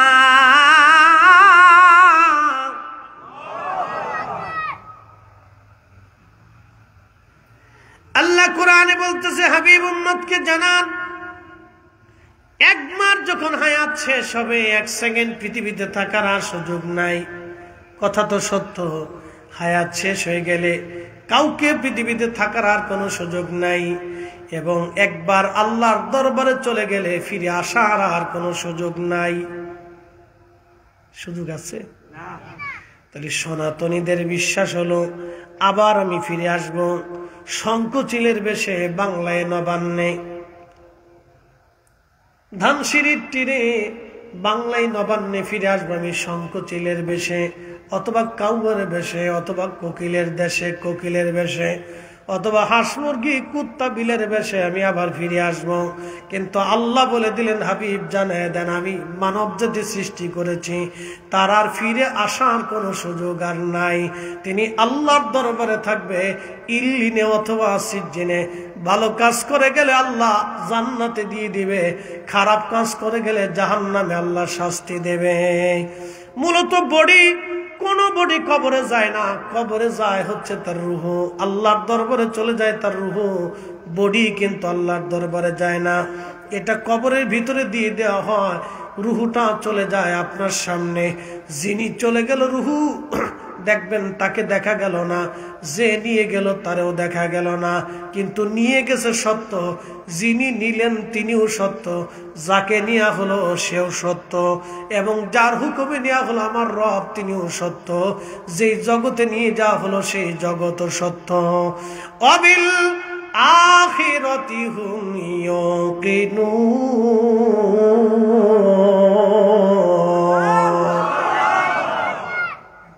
আখিরাত সত্য, যাকে নিলেন তিনিও সত্য, যে নিলেন তিনিও সত্য। নিলেন কে? মালাকুল মউত। আল্লাহ কুরআনে তো বলছে, ফাইন্নাহু মুলাকিকুম, ওই মালাকুল মউত তোমার সাথে মোলাকাত করবে। তো যিনি নিলেন তিনি মালাকুল মউত, যাকে নিলেন তিনি আব্দুল করিম। বডি নাই, রূহ নিয়ে গেছে। বডি নিছে, কি নিল? রূহ নিল। তো রূহ ছিল কোথায়? প্রথমে মায়ের পেটে পাঠানো হলো, তার আগে ছিল কি? তা রূহের জগতে। কে সৃষ্টি করছে? আল্লাহ। ইয়া আইয়ুহাল ইনসান মা গাররাকা বিরাব্বিকাল কারীম, হে মানব জাতি, তোমাকে কিসে আল্লাহ থেকে জুদা করলো? কে তোমাকে আল্লাহ থেকে জুদা করলো? কিসে তোমাকে আল্লাহ থেকে জুদা করলো? আল্লাযী খালাকাকা, অথচ আমি তোমাকে সৃষ্টি করেছি। ফাসাওয়াকা ফাআদালাক, শরীর ন্যস্ত করেছি, সুঠাম করেছি, তোমার চোখের জায়গা চোখ দিয়েছি, আলো দিয়েছি, জবান দিয়েছি, জিহ্বা ফিট করেছি। দাঁতের নিচে কখনো জিহ্বা পড়ে না, এটা লেভেল করে তৈরি করা হলো। দাঁতের জায়গা দাঁত থাকবে, জিহ্বার জায়গা জিহ্বা থাকবে, চোখের জায়গা চোখ থাকবে, কানের জায়গা কান থাকবে। আল্লাহ একটা আঙ্গুল না দিয়ে 5টা আঙ্গুল দিয়ে দিলেন। সেখানে আবার জোড়ায় জোড়ায় ভেঙে দেওয়ার শক্তি দিলেন, ধরার সুযোগ করে দিলেন। পা দিয়ে হাঁটার, ঘুমানো, ভেঙে থাকার সুযোগ করে দিলেন। আল্লাহ ঘুমানোর ব্যবস্থা করে দিলেন, আরামের জন্য রাত সৃষ্টি করে দিলেন, কাজের জন্য দিনের আলোর সৃষ্টির জন্য সূর্য সৃষ্টি করে দিলেন। আল্লাহ বলতেছেন, তোমাকে কে আল্লাহ থেকে জুদা করলো বলো? আমি তোমাকে সৃষ্টি করছি। মায়ের পেটের মধ্যে যখন সন্তান ধীরে ধীরে ধীরে ধীরে ধীরে ধীরে বড় হয়, তো কোথার থেকে হয়? সুম্মা জাআলা নাসলাহু মিন সুলালাতিন মিন মাইন মাহিন। আমি মানুষকে সৃষ্টি করেছি বাবা এবং মায়ের শরীর থেকে নির্যাস পানি, মিন মাইন মাহিন থেকে। এ মানব জাতি, কে তোমাকে আল্লাহ থেকে জুদা করলো বলো? কিসে তোমাকে আল্লাহ থেকে জুদা করলো বলো? কে তোমাকে সেজদা থেকে জুদা করলো? কে তোমাকে নামাজ থেকে জুদা করলো? কে তোমাকে জিকির থেকে জুদা করলো? কে তোমাকে আমার রাসূল থেকে জুদা করে দিল বলো? আমি তোমার জন্য সব করেছি। বলেন, সে মালিকের নাম কি? আল্লাহ। একসাথে বলেন, কে? সেজদা হবে কার? আইন মানব কার? জিকির হবে কার? এই জন্য আল্লাহর তাওহীদ রুবুবিয়তের উপরে 100% পিওর ইয়াকিন আপনাকে রাখতে হবে। কথা বলেন, ঠিক না বেঠিক?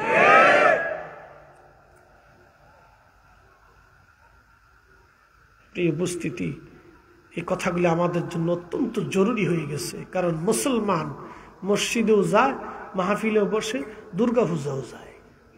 এই জন্য দুঃখে এই কথাগুলি বলতেছি আজকে। হাজার হাজার হাজার হাজার যুব শ্রেণী আমাদের ভ্রান্ত পথের মধ্যে চলে যাচ্ছে। কে গাঞ্জুটি, হিরোইনসি, বাবাখোর, ইয়াবাখোর, সন্ত্রাস, লুচ্চিয়ে, কি কথা কর না কেন? হাজার হাজার হাজার হাজার লাখে লাখে কনসার্টের আয়োজন করবেন, দেখবেন যে যুবক যুবতীর অভাব নাই। এটাও কারো মায়ের সন্তান, মেয়েরাও চলে যাচ্ছে, এটাও কারো মায়ের সন্তান, কারো ভাইয়ের বোন হবে। এই মেয়েও দেখবেন জিন্সের প্যান্ট পরে, টি শার্ট পরে গায়ে দিয়ে, ও আমার প্যান্টও নিয়ে চলে গেছে, আমার শার্টও নিয়ে চলে গেছে, কয়েকদিন পরে জাঙ্গিও নিয়ে চলে যাবে। অবস্থা খুব বেগতিক, খুব কঠিন সিচুয়েশন চলতেছে। আপনাদেরকে বলি, বিলাই কি বাঘের পোশাক পরতে পারে? বলেন, বিলাই কি কোনোদিন বাঘ হইতে পারে? বাঘ কি কোনোদিন বিলাই হইতে পারে? নারী কি কোনোদিন পুরুষ হইতে পারে? পুরুষ কি কোনোদিন নারী হতে পারে? তসলিমা নাসরিন মরে গেছে, ফি নারি জাহান্নাম খালিদিনা ফিহা। এই বেটা মা মুসলমান, বাপ মুসলমান, এই মহিলা নাস্তিকতায় বিশ্বাসী হয়ে কবরে চলে গেল। এই মহিলা বলল, পুরুষও দাঁড়ায় মতে, বেডিরও দাঁড়ায় মতে। কত পাগল দেশে! তার মানে বুঝে গেল মস্তিষ্কে অসুস্থতা আছে। কি কথা কর না কেন? মস্তিষ্কে অসুস্থতা আছে। তা নাহলে এই কথা কে বলে? নারীকে তো আল্লাহ ওইভাবেই তৈরি করছে। আবার বলি, বিলাই কখনো বাঘ হইতে পারে? কখনোই না। শিয়াল কোনোদিন কুত্তা হতে পারে? কুত্তা কোনোদিন শিয়াল হইতে পারে? নারী কোনোদিন পুরুষ হতে পারে না, পুরুষ কোনোদিন নারী হতে পারে না। নারীর পোশাকে নারী সুন্দর, পুরুষের পোশাকে পুরুষ সুন্দর। নারী তার পোশাক পরবে, পুরুষ তার পোশাক পরবে। নারী পুরুষের পোশাকে হাত দেয় কেন? বুঝা গেল নারীর ব্রেনে অসুস্থতা আছে। এই অসুস্থতা যতদিন বাড়তে থাকবে, আমাদের সমাজ ধ্বংস হতে থাকবে। কথা বলেন, ঠিক না? প্রশ্ন রাখবেন মুফতি ফরিদি, সমাজ কিভাবে ধ্বংস হবে? জানা বাড়তে থাকবে, কার বাচ্চা কার সন্তান হুঁশ পাবেন না। আমেরিকাতে যায় দেখেন, অনেক সন্তান আছে, বাবার পরিচয় নাই। কথা বলেন। মেসি বিয়ে করছে, দুঃখিত, মেসি বিয়ে করার আগে 2টা বাচ্চার মালিক। আচ্ছা বলেন, হালাল জাদা না হারাম জাদা? একসাথে বলেন, হালালে না হারামে? ওটা বিয়ে করার আগে 2 বাচ্চার বাপ হয়ে গেছে। তো বাপ হলো কেমনে? যারা মেসির ভক্ত আছেন মাফ করে দিবেন, আমি কোনো খেলা টেলা দেখি না, আমি সাতা কারো ভক্ত সত্য না। ওই আমি কোনোটাই দেখি না, ক্রিকেটও দেখি না, ফুটবলও দেখি না। ও সাতার ভিতরেই নাই, ওর টাইমই নাই। পেশাব করার টাইম পাই না, তোর ফুটবল খেলা দেখবো 7টার সময় আছে আমার। মাঝে মধ্যে পেশাবেরও টাইম পাই না, পেশাব চাপ দিয়ে ধরে ওয়াজ করা লাগে, কি করবো, টাইম নেই তো, খেলা দেখার সময় নেই। এই হচ্ছে ইসলামী জিন্দিগি, কত পবিত্র জিন্দিগি। প্রশ্ন করি, জবাব দিবেন তো, আল্লাহ পাক না না পাক? একসাথে বলেন, আল্লাহ কি পাক ছাড়া কবুল করে? নো নেভার, কখনই করে না। এক যুবক, আপনি যত সুন্দর হোক, আপনাকে যদি এখন স্টেজে এনে ল্যাংটা করা হয়, উলঙ্গ করা হয়, কেমন দেখা যাবে? বিচ্ছিরি দেখা যাবে না? আপনার চেহারা, স্বাস্থ্য, সৌন্দর্য, বডির স্ট্রাকচার অনেক সুন্দর, কিন্তু আপনাকে ল্যাংটা করার পরে দেখবেন একবার বিচ্ছিরি দেখা যাচ্ছে। তো ঠিক পোশাকে মানুষ সুন্দর, কি কথা ঠিক কিনা? পোশাকে মানুষ সুন্দর। তো নারী তার নারীর পোশাক পরবে, পুরুষ তার পুরুষের পোশাক পরবে। নারী কেন পুরুষের পোশাক নিতে যাবে? আর পুরুষ কেন নারীর সুস, দুল, ওই হাতের বালা, গলার মালা এগুলি নিতে যাবে? কারণ কি কথা বুঝতে পারে? একটা কানের এখানে দেয়, একটা মাথার ভিতরে কোনটা বাঁধে, এখন কি চুল সিস্টেম করার জন্য কি গার্ডার মার্ডার কি এর জন্য দেয়। তার মাঝে মধ্যে চিন্তা করি, এটা কি পুরুষ না ইজলি কইতে পারি না। তা আমি তো মাঝে মধ্যে আমার এই বাসার সামনে দিই পদ্মা সেতুলের, তো বাসায় ঢোকার সময় রাত 2টে 3টে 4টে 5টাও বেজে যায়। তো মাঝে মধ্যে পদ্মা সেতুতে, ওটা তো খুব সুন্দর রাস্তা, হাইওয়ে, এক্সপ্রেস হাইওয়ে, খুব সুন্দর। তো এই ছেলেরা মেয়েরা রাত্রিবেলা মোটরসাইকেল রেসলিং করে। তো মাঝে মধ্যে চিন্তা করি, সামনেরটা বেড়া না পিছেরটা বেড়া, দিশে পাই না। আর এখন তো শীতকাল আসতেছে, আরো খুঁজে পাওয়া যাবে না, পিছনে বেড়া না সামনে বেড়া, পিছে জন্ডিস না সামনে জন্ডিস, আমি কইতে পারি না। এই অবস্থা চলতেছে। তাহলে পিছে যে জন্ডিস আছে, এটাও কারো মেয়ে, হতভাগা কোন মায়ের সন্তান যেন জানি না। মা সন্তান জন্ম দিছে, অনেক কষ্ট করছে সন্তানের পিছনে, জন্ম দেওয়া থেকে শুরু করে এটাকে বড় করা পর্যন্ত মার পরিশ্রমের কোনো শেষ হয় নাই। কিন্তু মেয়ে পর পুরুষের পিছনে মোটরসাইকেল চলে ঘুর ঘুর করে ঘুরে বেড়াচ্ছে। ছি ছি ছি ছি, লজ্জা করা উচিত। মানুষের সামান্যতম লজ্জা থাকা উচিত যে একজন নারী কি করে একজন পুরুষের পিছু চড়ে বেহা পুরুষের মতো, বেহা নারীর মতো রাস্তা দিয়ে ঘুরতে থাকবে? বলে যুবক, আপনাকে বলতেছি, কোনদিন মানবেন আপনার চোখের সামনে আপনার মেয়ে জেনা করুক? কোনদিন মানবেন আপনার স্ত্রী অন্য পুরুষের হাত ধরে যে জেনা করুক? কোনদিন মানবেন আপনার মেয়ে, আপনার বোন অন্য পুরুষের সাথে জেনা করুক? আপনি যেরকম মানেন না, তো ঠিক আপনার অন্তর সাক্ষী দেয় না 1450 বছর আগে আল্লাহ এবং তার রাসূল এটাকে নিকৃষ্ট হারাম করে দিয়ে গেছে। কথা বলেন ঠিক না? এই জন্য পর্দার বিধান চালু করে দিয়ে গেছে। আপনাকে বুঝতে হবে এটা। এই জন্য পর্দাকে ফরজ করে দেওয়া হয়েছে। ইসলামের মতো সুন্দর জীবন ব্যবস্থা আর পৃথিবীতে কিছু হতে পারে না।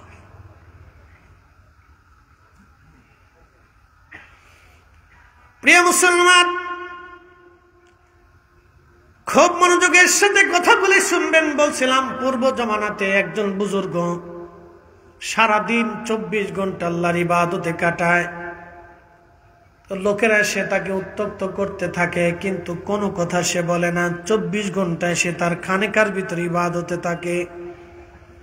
এলাকার বখাটে কিছু মানুষ চিন্তা করলো, এই যুবকটাকে আমরা একটু পরীক্ষা করে দেখি, পরীক্ষা কেমন।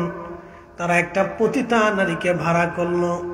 ওই পতিতা নারীকে বলল, যদি যুবকের সঙ্গে তুমি জেনা করতে পারো তাহলে তোমাকে এই পরিমাণে অর্থ প্রদান করা হবে।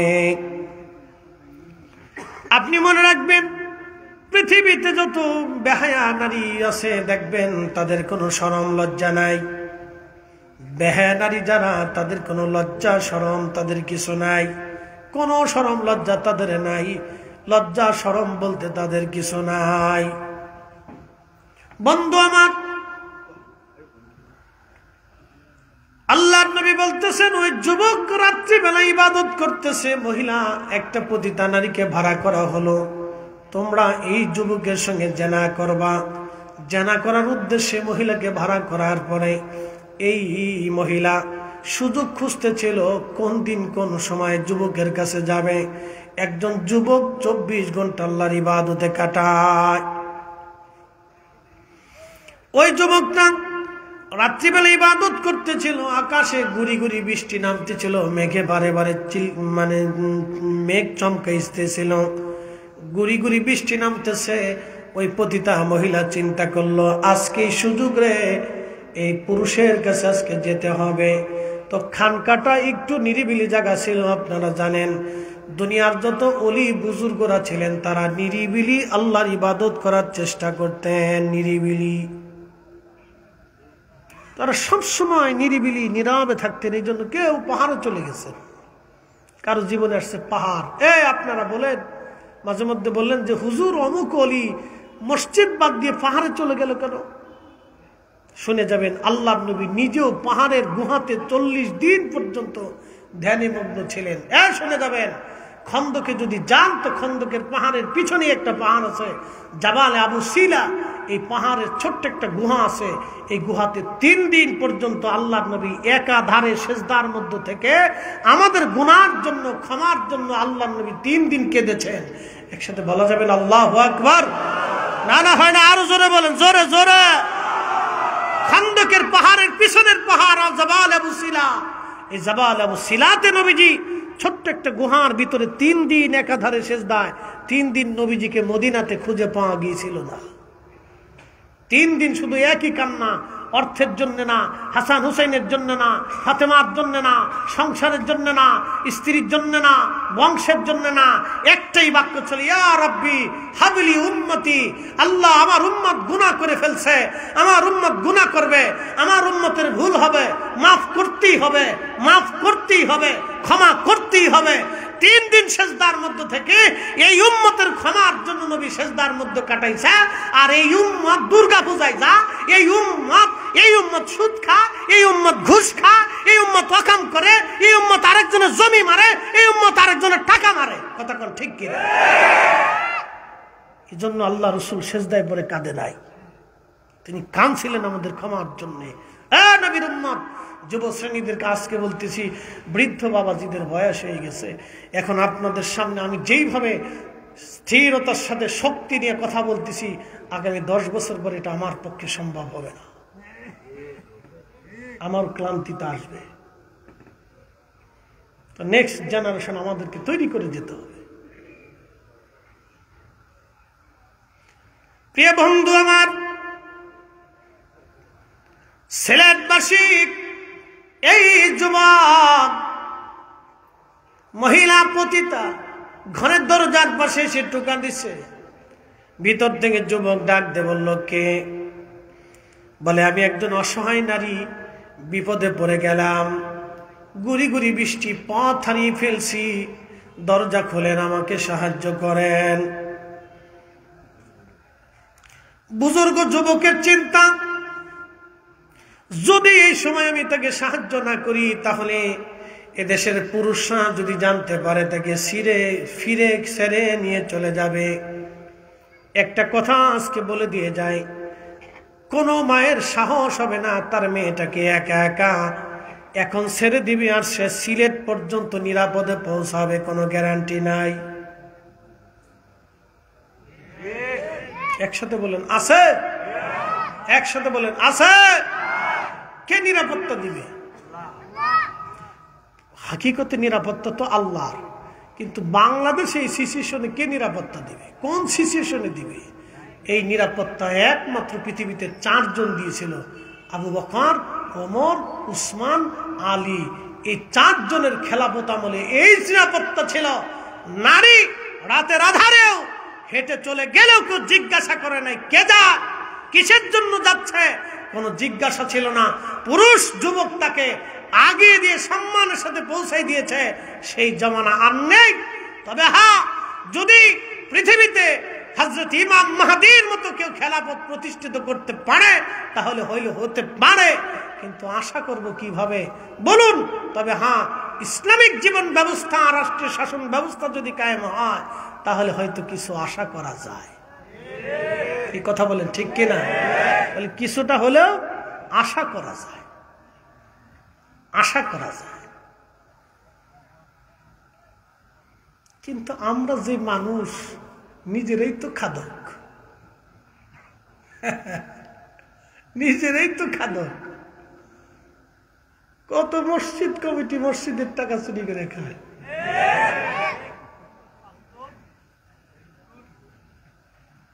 নিজেরাই তো খাদক। কে নিরাপত্তা দিবে? খুঁজে পাওয়াই মুশকিল, বড় মুশকিলের জমানাতে পড়ছি।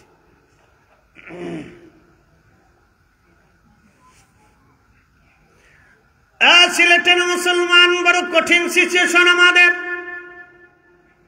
এই জন্য আল্লাহ কিছু কিছু আইন দিয়ে দিয়েছে, এগুলো আমাদেরকে করতে হবে। কিছু কিছু বিধান আল্লাহ দিয়েছেন। বুজুর্গ যারা হয় তারা দুনিয়াতে সাধারণত সহজ সরল হয়। যারা বুজুর্গ হয় দুনিয়াতে সহজ সরল হয়, তারা এত রাজনৈতিক পেঁচপোচ তারা বুঝে সুঝে না। এই সিলেটে যদি আল্লামা সাহেব কেবলা ফুলতুলি যদি বলতেন, আমি সিলেটের অঞ্চলের যে কোনো থানা থেকে আমি এমপি হব, মন্ত্রী হব, উনি হতে পারতেন। কি কথা কন না কেন? কোটি কোটি মানুষ ওনাকে সিল দিত। কথা ঠিক কিনা? উনি দুনিয়ার এই মসনদটা চান নাই, কারণ দুনিয়ার এই মসনদের কলঙ্ক উনি গায়ে লাগান নাই। উনি আল্লাহ ও রসুলের গোলামি করে কবরে চলে গেছেন। কথা ঠিক কিনা? কেন? যুগ যুগ ধরে যাতে মানুষ তাকে স্মরণ করে, দুনিয়ার কলঙ্ক উনি গায়ে লাগান নাই। রাজনীতির হিসাব বড় আলাদা হিসাব।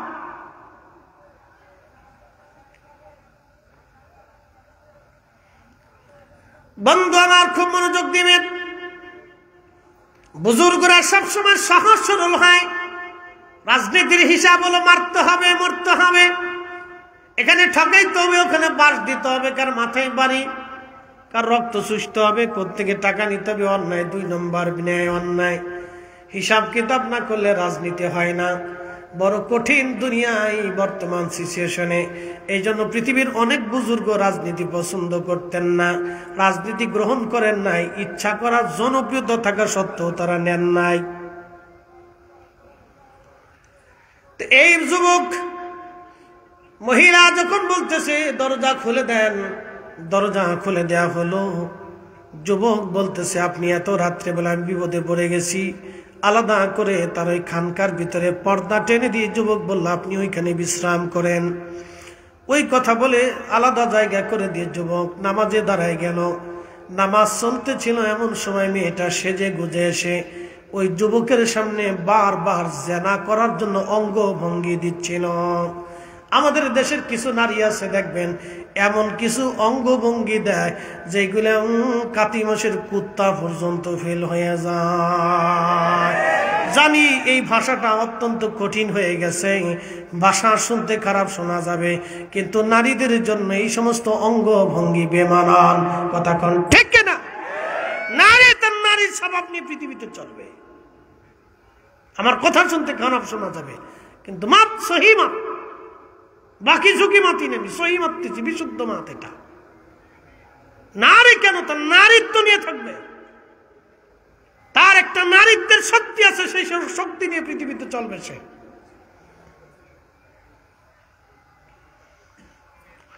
বন্ধু মনোযোগ দিবেন।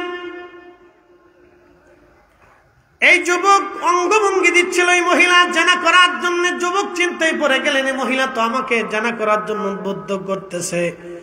কিন্তু যুবক মন তো জেনার জন্য উদ্বুদ্ধ মন হয়ে যায়, বারবার জেনার দিকে ঝুঁকে যায়। যুবক তখনই নিজের মনকে ডাক দিয়ে বলতেছে, যুবক রে, তুমি জেনা করতে চাইতেছ, দুনিয়ার আগুনে, জাহান্নামের আগুনে পড়ার আগে দুনিয়ার আগুন তুমি সহ্য করে দেখো। এই কথা বলে তার সামনে যে প্রদীপ জ্বলতেছিল তার একটা আঙ্গুল প্রদীপের মধ্য দিয়ে পুড়িয়ে ফেলল।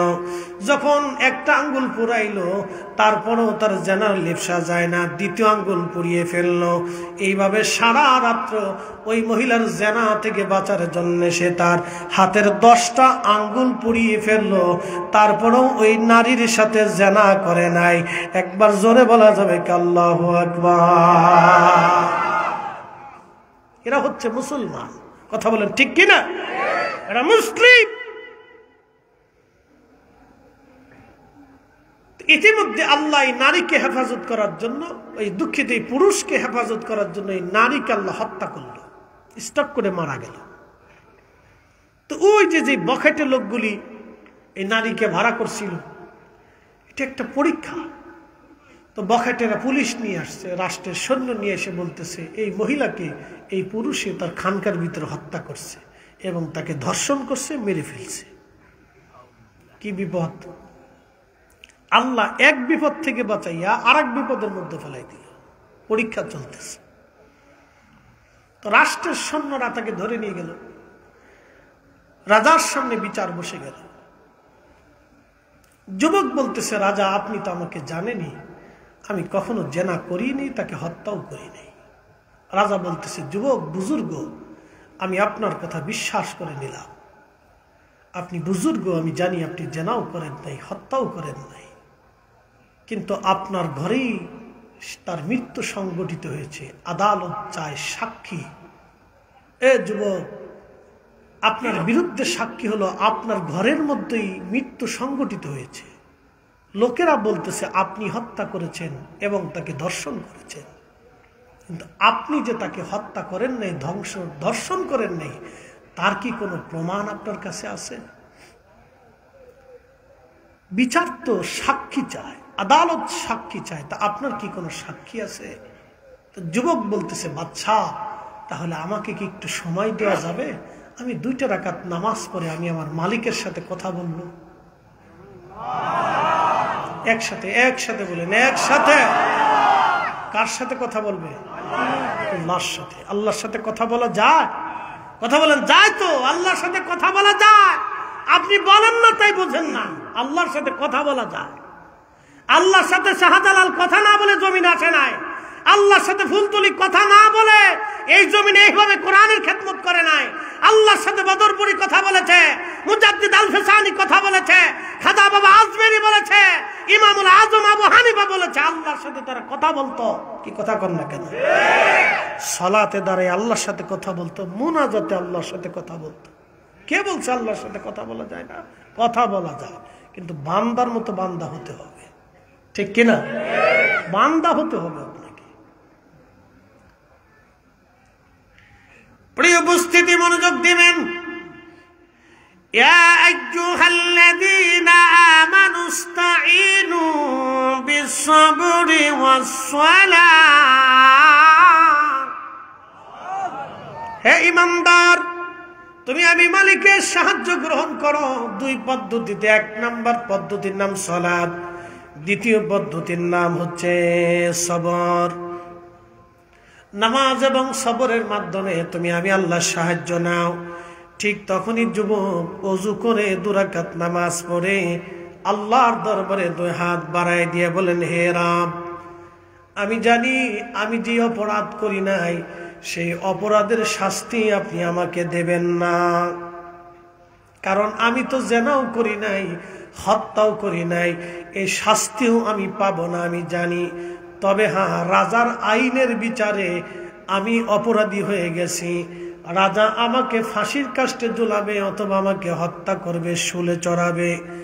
রাব্বি, মৃত্যু দিয়ে আমার কোনো ভয় নাই, কারণ আজ অথবা কাল অবশ্যই আমি আল্লাহ আপনার কাছে আমি চলে যাব। আল্লাহ, অবশ্যই আপনার বান্দা আপনার কাছে চলে যাবে। বিশ্বাস দেখছেন? বলতেছি, হ্যাঁ রাব্বি, আমি আজ হোক আর কাল হোক অবশ্যই তো আপনার কাছে চলে যাব আল্লাহ। মৃত্যু নিয়েও কোনো অভিযোগ আমার নাই আল্লাহ, কিন্তু আমার ভয় হচ্ছে যদি এইভাবে এই মুহূর্তে আমি মারা যাই, সারা জীবন লোকেরা আমাকে কলঙ্কিত করবে, এবং শুধু আমি কলঙ্কিত হব না, যত আলেম এবং আবেদ, পৃথিবীর যত আলেম এবং আবেদ আছে সবাই সেই দিন কলঙ্কিত হবে। আর আল্লাহ, দুনিয়ার কোনো আলেম এবং আবেদের কলঙ্ক আমারে বানায়ও না, দুনিয়ার কোনো আবেদ এবং আলেমের কলঙ্ক তুমি আমারে বানায়ও না। ঠিক এইভাবে যখন বিনয় বিনয় সে আল্লাহর সাথে কথা বলতেছিল, ওই মহিলার জীবন আল্লাহ দিয়ে দিলেন। মহিলাটা জিন্দা হয়ে সবার সামনে মরা থেকে উঠে বসে গেল একবার জোরে বলা যাবে কি আল্লাহু আকবার। মহিলা মরাত থেকে উঠে বসলো। মহিলা মরাত থেকে উঠে বসার মানে এই মহিলাটা তখন রাজাকে বলতেছে, হে রাজা, তুমি আমার হত্যার মৃত্যুর কারণে যাকে দোষী সাব্যস্ত করছো, যাকে আসামি বানাইছো, এই যুবক আল্লাহর ওলি, সে আমাকে হত্যাও করে নাই, আমার সাথে জেনাও করে নাই। আমার থেকে জেনার থেকে বাঁচার জন্য আমি তাকে উদ্বুদ্ধ করতে গিয়েছিলাম জেনা করার জন্য। জেনার থেকে বাঁচার জন্য সে তার 5টা 10টা আঙ্গুল আগুনের মধ্যে পুড়িয়ে ফেলছে। তোমরা যদি দেখতে চাও তার আঙ্গুলের দিকে তাকায় দেখো, সে আমাকে হত্যাও করে নাই, জেনাও করে নাই। সে আমার প্রলোভন থেকে বাঁচার জন্য তার 10টা আঙ্গুল সে পুড়িয়ে ফেলছে, তোমরা প্রমাণ দেখে নাও। এই কথা বলার পরে মহিলা আবার মৃত্যু শয্যায় চলে গেল। রাজা দৌড়ে এসে দেখতেছে ঠিক তার 10টা আঙ্গুল আগুনে পুড়িয়ে ফেলছে, তার থেকে জেনার থেকে বাঁচার জন্যে। রাজা ডাক দিয়ে বলতেছে, যুবক, আমাদের আর বোঝার বাকি নাই, আপনি আমাদেরকে ক্ষমা করে দেন, আপনি জমানার ওলি, জমানার বুজুর্গ। একবার জোরে বলা যাবে কি আল্লাহু আকবার। তাহলে আল্লাহর পথে থাকলে সাহায্য কে করে? একসাথে বলেন, একসাথে বলেন, কে করে? আল্লাহ করে। যুগে যুগে আল্লাহ তার এরকম প্রিয় বান্দা ওলি বুজুর্গদেরকে আল্লাহ সাহায্য করছে। কথা ঠিক কিনা? আগের যুগেও করছে, এখনো কোন আগামীতেও করবে, আগামীতেও করবে। প্রিয় উপস্থিতি আমার, একসাথে বলেন, আমরা ফিরে যাব কার কাছে? একসাথে বলেন, কার কাছে? তো আল্লাহর কাছে তো যাব, চলে তো কি নিয়ে যাব?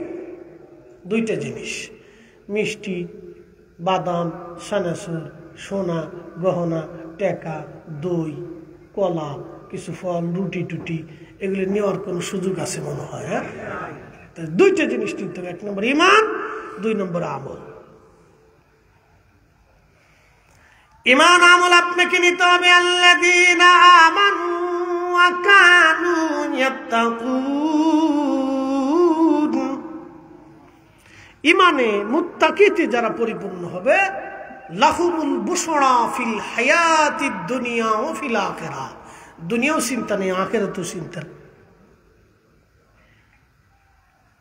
আল্লাহ আলো বলেছেন, ইন্না, আমার দিকে তাকাবেন, এখানে অনেক ভাইরা বসা আছে। কিয়ামতের ময়দানে কি আল্লাহ চেহারা দেখে ফয়সালা করবে? পোশাক দেখে, স্বাস্থ্য দেখে? কিচ্ছু দেখে না। ইন্না আকরামাকুম ইনদাল্লাহি আতকাকুম। ঢাকা ইউনিভার্সিটির সবচেয়ে বড় ফার্স্ট বয় যে, এটা দেখে আল্লাহ ফয়সালা করবে না। পৃথিবীর কোন বিশ্ববিদ্যালয়ের চ্যান্সেলর, ভাইস চ্যান্সেলর, প্রিন্সিপাল, অধ্যক্ষ, উপাধ্যক্ষ, মুহাদ্দিস, শাইখুল হাদিস, এগুলি দেখো আল্লাহ ফয়সালা করবে না। আল্লাহর একটাই ফয়সালা হবে, ইন্না আকরামাকুম ইনদাল্লাহি আতকাকুম। যার অন্তরে আল্লাহর ভয় বেশি হবে, দিন মজুর রিকশাওয়ালা হলো, সে কিয়ামতের ময়দানে সম্মানিত হবে। আর আল্লাহর ভয় যদি দুনিয়াতে না থাকে, সে পৃথিবীর বড় ভাইস চ্যান্সেলর হলেও, অক্সফোর্ড, হার্ভার্ড এবং মিশর আল আজহার বিশ্ববিদ্যালয়, মদিনা ইউনিভার্সিটির চ্যান্সেলর, ভাইস চ্যান্সেলর হলেও আল্লাহর দরবারে তার 4 পয়সা মূল্য হবে না। কথা বলেন ঠিক না বেঠিক? কোনো দাম নাই। রিকশাওয়ালার চাইতেও সে অসহায় থাকবে কিয়ামতের ময়দানে। এই জন্য দুনিয়াতে যারা সম্মানিত হবে, মেহশরের মাঠে তারা অপমানিত হবে। দুনিয়াতে অনেক মানুষ অসম্মানিত থাকবে, কিয়ামতের ময়দানে তারা সম্মানিত হবে। ইন্না আকরামাকুম ইনদাল্লাহি আতকাকুম। শুধু তাকওয়ার কারণে, তাকওয়ার কারণে, তাকওয়ার কারণে, আল্লাহ ভীতির জন্য, রাসূলের গোলামির জন্য কিয়ামতের ময়দানে তারা সম্মানিত হবে। একসাথে বলা যাবে না মারহাবা? ফিরে যাব কার কাছে? একসাথে বলেন, কার কাছে? ওই মালিকের কাছে ফিরে চলে যেতে হবে। আমাদের আগে সবাই চলে গেছে, আমাদের আগে সব চলে গেছে, আমরাও চলে যাব। কিছুই নিয়ে যাওয়ার সুযোগ নাই, অল্প কিছু, কিচ্ছু নিয়ে যাওয়ার সুযোগ নাই। তোমার তারাম উপস্থিতি, আপনাদেরকে ছোট্ট করে বলি, আমরাও চলে যাব শূন্য হাতে। পৃথিবীর বহু রাজা ধীরাজ ধনী ব্যক্তিরা কবরে চলে গেছে শূন্য হাতে, আমরাও শূন্য হাতে চলে যাব। কিছুই নিয়ে যাওয়ার কোনো সুযোগ নাই। সুযোগ যেহেতু নাই, তা আল্লাহ বলছেন, ওয়ানফিকু মিম্মা রাযাকনাকুম, মিন ক্বাবলি আইয়াতিয়া আহাদাকুমুল মাউত, মৃত্যু আসার আগে তুমি আল্লাহর পথে কিছু অর্থ ব্যয় করো, তোমার মরণ আসার আগে তুমি দাও। সাদকা দান মানুষকে বালা থেকে বাঁচায়। সাদকার মাধ্যমে পৃথিবী থেকেও আল্লাহ বান্দাকে বেনিফিট দেয়, কবরও তো দিবে। দুনিয়ার থেকে দুইটা জিনিস তাকে অবশ্যই আল্লাহ দিবে। এক নম্বরে রিজিকের প্রবৃত্তি দিবে, দুই নম্বরে আল্লাহ তার নিরাপত্তা দিবে। এবং কিয়ামতের ময়দানে অনেক ধনী ব্যক্তিদেরকে আল্লাহ দাঁড়া করাবে। ধনীদের চাইতে গরিবদেরকে 500 বছর আগে আল্লাহ জান্নাতে নিয়ে যাবে। কিন্তু যে সমস্ত ধনীরা আল্লাহর পথে নিজেদের মালকে ব্যয় করত, আল্লাহ তাদের কিয়ামতের ময়দানে হিসাবই টান দিবে না, কোনো হিসাব আল্লাহ নিবে না। বলবে তুমি বিনা হিসাবে চলে যাও, কারণ তোমার সম্পদ তুমি আমি আল্লাহ রাস্তায় ব্যয় করে আসছো। তা আমাদের সামান্য এই রুটি রুজি রিজিক থেকে কিছু অংশ আল্লাহর পথে খরচা করতে হয়। বাজান, দুর্গা পূজা হয়েছে, এদেশে 30,000 মূর্তি স্থাপন হয়েছে, প্রতিমা বানানো হয়েছে, কোটি কোটি টাকা খরচা করে তারা প্রতিমা বানিয়েছে।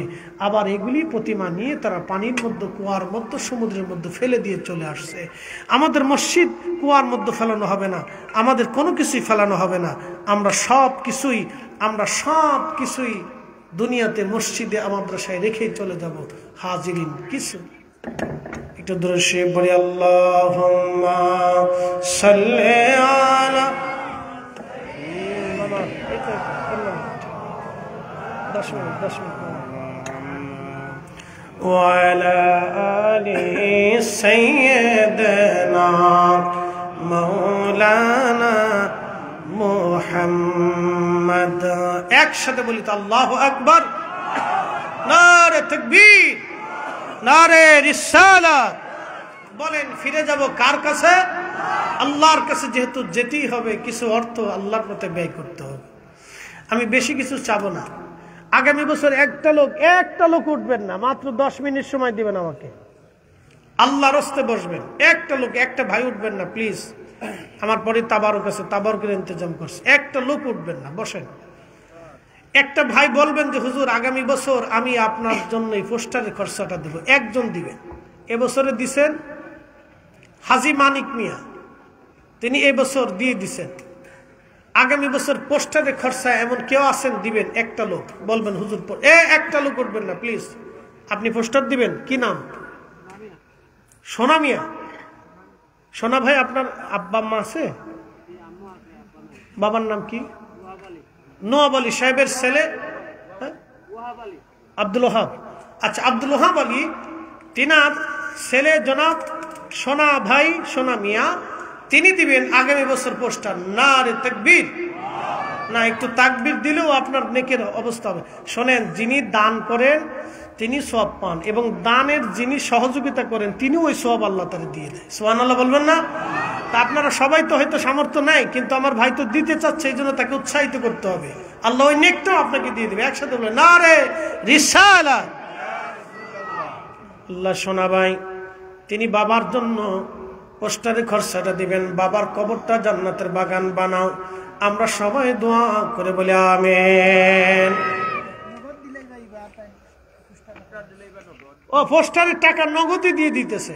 নারে তাকবীর, নারে রিসালাত। আপনার মিডিয়ার নাম কি? আর টিভি সোনা মিয়া। টিভিটার নাম মারাত্মক টিভি, সোনা মিয়া টিভি। টিভির নাম কি?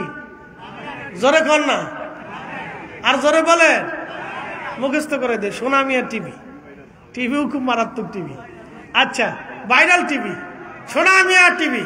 সবাই কর না মারহাবা। আচ্ছা, ঠিক আছে, নগদ দিয়ে ফেলবেন ভাই।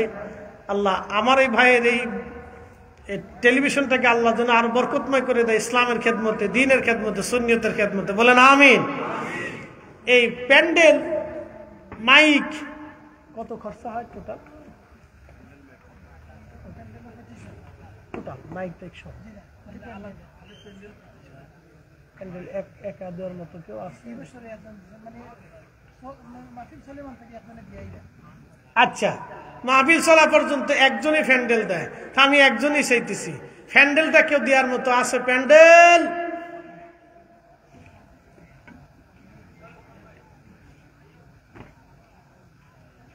একজন প্যান্ডেল। আল্লাহ দিলটাকে নরম করে দাও। बादशाह क्या फकीर हो सबको एक ही ठिकाना ধনী দরিদ্র সবার একটাই ঠিকানা সেটার নাম কবর প্যান্ডেল একজন দেওয়ার মধ্যে কেউ আছে আল্লাহর একজন মেহবুব বান্দা যিনি বলবেন হুজুর এই মাহফিলের জন্য প্যান্ডেলটা আমি খরচা বাবদ দিয়ে দিব আল্লাহ আপনার রিজিক থেকে আল্লাহর পথে একটু ব্যয় করবেন কেউ আছে প্যান্ডেলটা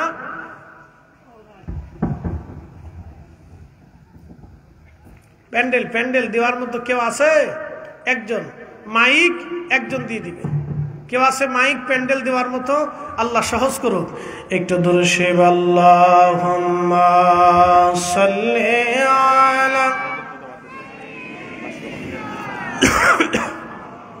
নিচে নামা ওয়া আলা আলি সাইয়্যিদিনা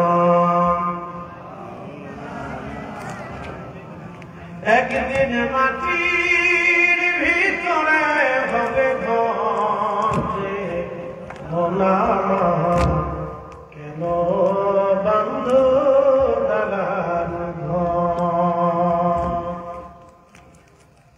আছে প্যান্ডেল মাইক একজন মাইক প্যান্ডেল দেওয়ার মতো কেউ থাকলে বলেন কে আছে আল্লাহ সহজ করে কোন বান্দার রিজিক আল্লাহর পথে ব্যয় করলে সেটা নষ্ট হয় না বাবাজি মানুষ মিথ্যার জন্য কোটি কোটি টাকা খরচ করে আপনি হকের জন্য আপনার এই অর্থটা ব্যয় করেন কঠিন পথে আল্লাহ কিছু বলতে পারবেন ইয়া রাব্বি আমার এই অর্থটা তোমার পথে ব্যয় করছি কারণে হয়তো আল্লাহ মাফ করতে পারে আসলে তো আল্লাহর কাছে ফিরে যেতেই হবে আমাদেরকে একজন বান্দা কে আছে বলুন হুজুর প্যান্ডেল দিব মাইক দিব বলতে পারবেন কেউ আছে সামর্থ্য ইনশাআল্লাহ আল্লাহ কবুল করুন সহজ করে দিবেন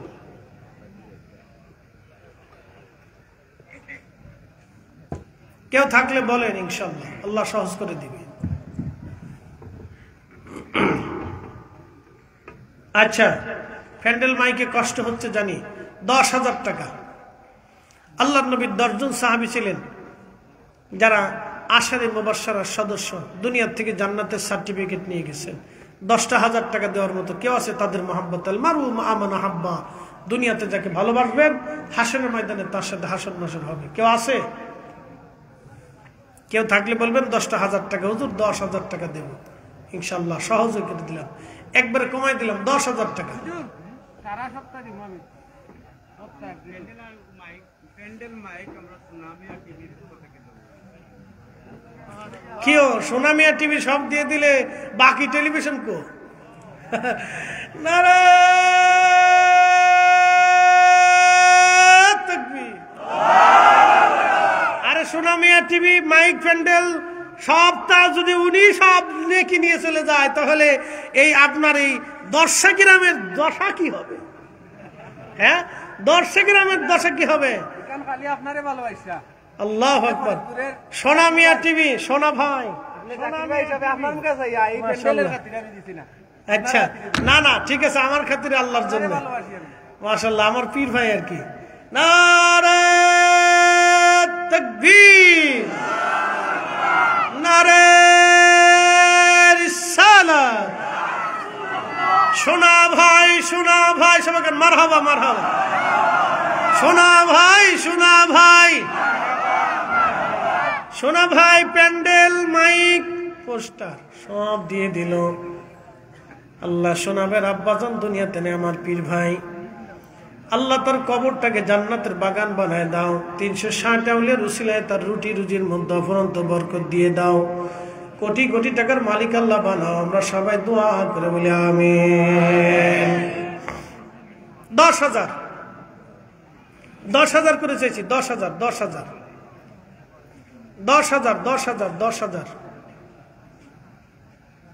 কেউ আসেনি 10,000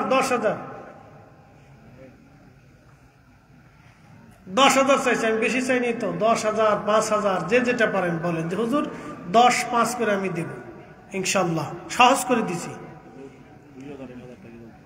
আচ্ছা 2,000 1,000 যে যেটা পারেন বলেন হুজুর 2000, 1000, 3000 যে যেটা পারেন বলেন, ইনশাল্লাহ আমি একবারে সহজ করে দিলাম, সামর্থ্য অনুযায়ী দিয়ে দিলাম, একবারে ইচ্ছার উপরে ছেড়ে দিলাম, যান ইচ্ছার উপরে ছেড়ে দিলাম, যান।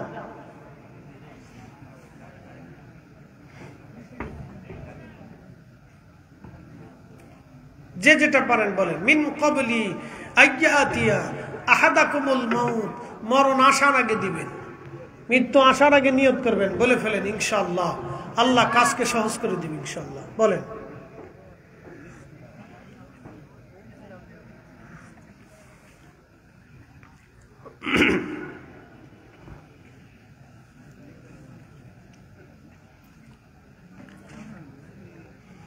শোনেন, দান করলে মাল কখনো কমে না।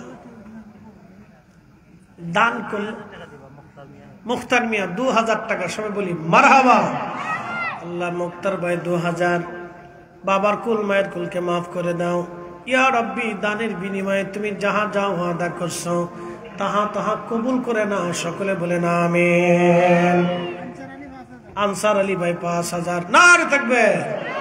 আনসার আলী ভাই 5000, সবাই কান মারহাবা।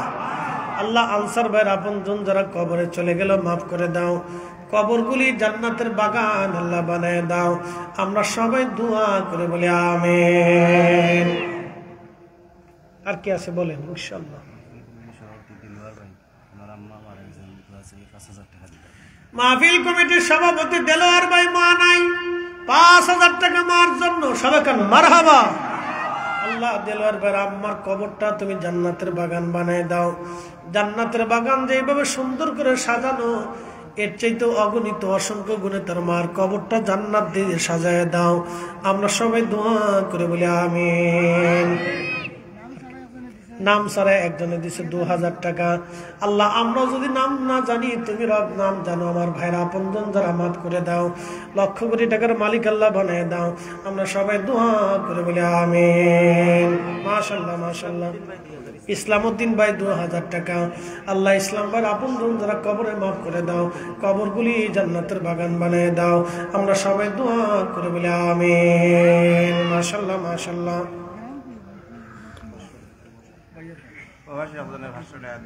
প্রবাসী এক ভাই 500 টাকা দিচ্ছেন, আল্লাহ তার আপনজন যারা কবরে মাফ করে দাও, লক্ষ কোটি টাকা। আব্দুল্লাহ নাম না, আল্লাহ আব্দুল্লাহর আপনজনে মাফ করে দাও। আর কে?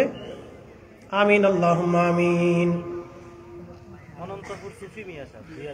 অনন্তপুরের সুফি মিয়া সাহেব 2000 টাকা। অনন্তপুরের সুফি ভাইয়ের আপনজন যারা কবরে মাফ করে দাও, লক্ষ কোটি টাকার মালিক আল্লাহ বানাও, আমরা সবাই দোয়া করে বলি আমিন। বলেন বলেন বলেন।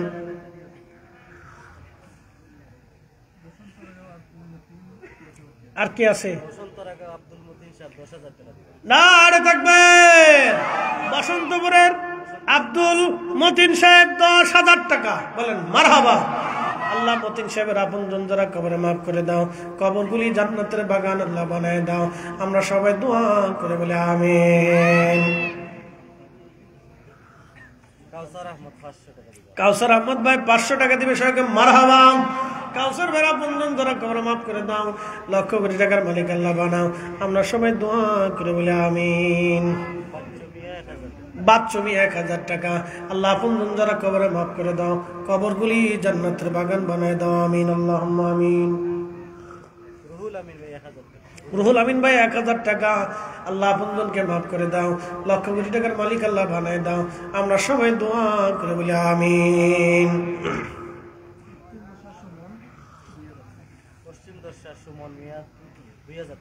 পশ্চিম দর্শা সুমন মিয়া 2000 টাকা, বলি মারহাবা।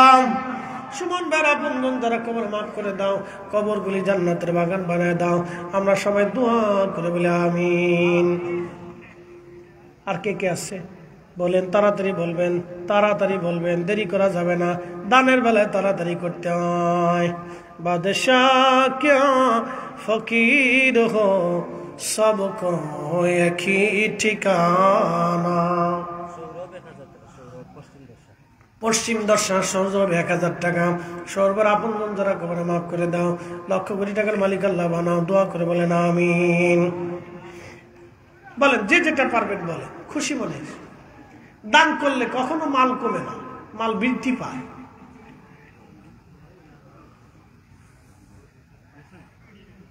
বলেন আল্লাহ অ্যাক্সিডেন্ট বানা দুর্ঘটনা থেকে বাঁচায় দানের বিনিময়ে।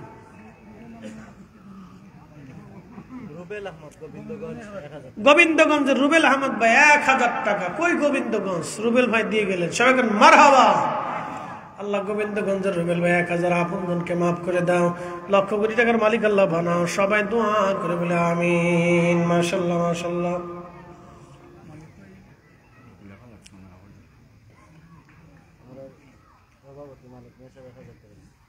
আচ্ছা সভাপতি সাহেব নগদ দিয়ে দিলেন 1000 টাকা। আল্লাহ নগদ দিয়ে দিচ্ছেন 1000, তাহলে নগদ দিয়ে দাও, আপনজনকে মাফ করে দাও। সবাই দোয়া করে বলেন আমিন। মাশাআল্লাহ মাশাআল্লাহ। বলেন তুতামিয়া ভাই 2000 টাকা আব্বা আম্মার জন্য। আল্লাহ তুতাবের আপনজন যারা কবরে মাফ করে দাও, লক্ষ কোটি টাকার মালিক বানাও। সবাই দোয়া করে বলেন আমিন। মাশাআল্লাহ। বলেন এ মুক্তসর দোয়া করে দিই, যে যেটা পারবেন বলেন।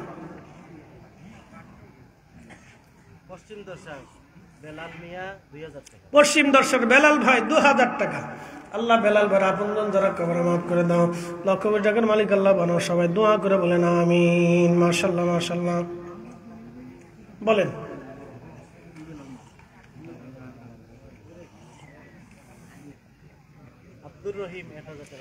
আব্দুর রহিম পশ্চিম দর্শক 1000 টাকা। আব্দুর রহিম ভাই আপনজন যারা কবরে মাফ করে দাও, কবরগুলি জান্নাতের বাগান বানায় দাও। আমরা সবাই দোয়া করে বলে আমিন।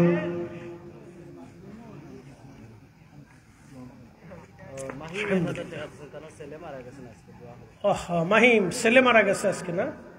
মাহিম ভাই তিনি ছেলে নাম কি? তার নাম কি? মাহিম ভাই ছেলে মারা গেছে না? আচ্ছা মাহিম ভাইয়ের ছেলেটা মারা গেছে আজকে, 1000 টাকা দিলেন। আল্লাহ মাহিমের আখিরাতের মর্যাদাকে বুলন্দ করে দাও। বয়স কত ছিল? 1 বছর। হ্যাঁ জানাজা এখানে হবে? আচ্ছা আচ্ছা। ওর নাম কি? মাহির ছিল? মাহির মেহেরাত। আচ্ছা ঠিক আছে। আল্লাহ তার আখিরাতের যাত্রাকে সহজ করে দিন, তার উসিলায় তার বংশের মরহুমদেরকে আল্লাহ মাফ করে দিক। সকলে বলেন আমিন। আল্লাহুম্মা আমিন ইয়া রাব্বাল আলামিন। জাকির আহমদ অনন্তপুর 500 টাকা। জাকির আহমদ অনন্তপুর 500 টাকা। আল্লাহ জাকির ভাইয়ের আপনজন যারা সবাইকে মাফ করে দাও। আল্লাহুম্মা আমিন।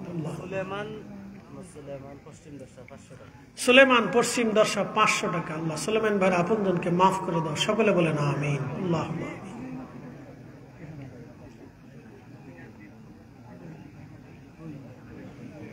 আর কে কে আছেন বলেন ইনশাআল্লাহ।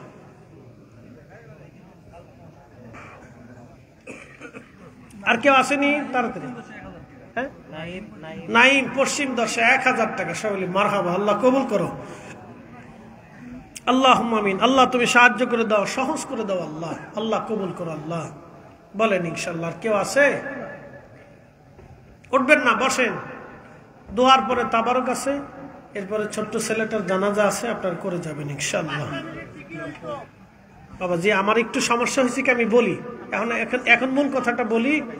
ওই আমাদের সিলেট আলিয়া মাদ্রাসা মাঠে আজকে সব পীর মাশায়েখদের উলামা ইকরামের সমন্বয়ে একটা সম্মেলন চলতেছে। তা ওখান থেকে ফোন দিচ্ছে আমারে, এই মোটামুটি এই যে ফোন দিচ্ছে, যার কারণে মামা এই যে বেরিয়ে গেছে। এক মিনিট বেরিয়ে গেছে।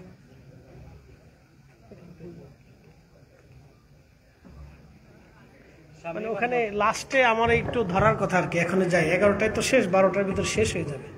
তা আমি ধর্ম দেখে আমার জন্য এই জন্য আগে চলে আসছি আজকে। এই জন্য আমি আন্তরিকভাবে দুঃখিত। আসলে এটা আমার ইয়াতে ছিল না, প্রথম সিচুয়েশনে ছিল না। যেহেতু এই অনুষ্ঠানটা সব আমাদের যত বক্তা আছে আজকে সবাই একটা বিভাগে আছে আর কি। এই জন্য আপনারা ক্ষমা সুন্দর দৃষ্টিতে দেখবেন। শামীম আহমদ ভাই 500 টাকা দিচ্ছে। সবাই মারহাবা।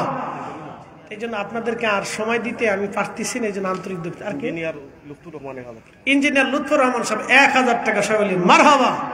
তা আমাদের ইমাম সাহেব হুজুর আছেন, তিনি আপনাদেরকে নিয়ে দোয়া করবেন এবং তাবারক দিবেন। তা আমি দোয়াতে থাকবো না, দোয়াও করবো না, যেহেতু আমার সময়ের সংক্ষিপ্ততা। ওখান থেকে ফোন দিতেছে বারবার। আপনাদের এখানে আবার একটা ছোট্ট জানাজা আছে, এটা শেষ করে আপনারা তাবারক নিয়ে যাবেন। সুমন ভাই মেম্বার সাহেবের ছেলে 5,000 নার থাকবে। আল্লাহ মার কবরটা বেহেশতের বাগান বানায় দাও আল্লাহ, আল্লাহ তাকে মাফ করে দাও আল্লাহ। আচ্ছা, একজনে 500 টাকা পাঠাইছে, আল্লাহ কবুল করুক। আব্দুল হামিদ পশ্চিম দশা 500 টাকা, আল্লাহ কবুল করুন, আল্লাহুম্মা আমিন। বসেন, কেউ উঠবেন না, আপনাদের জন্য তাবারকের ইন্তজাম আছে ইনশাআল্লাহ। একটু মেহমানদারি আছে, নিয়ে যাবেন, খেয়ে যাবেন। আর কেউ আছে? আমার লাগতো না, মাহফিলি দেন আমার জন্য। হ্যাঁ, কে কে নাম কি? নাম কি? আঞ্জুবলি সাহেব, তিনি বাবা মার জন্য টাকা দিচ্ছেন। আল্লাহ তার বাবা মার কবরটা বেহেশতের বাগান বানায় দাও। সকলে বলেন আমিন, আল্লাহুম্মা আমিন। মাশাআল্লাহ মাশাআল্লাহ মাশাআল্লাহ মাশাআল্লাহ। আচ্ছা, তো ঠিক আছে ইনশাআল্লাহ। তাহলে আমি একটু বিদায় চাই, বারবার ফোন আসতেছে।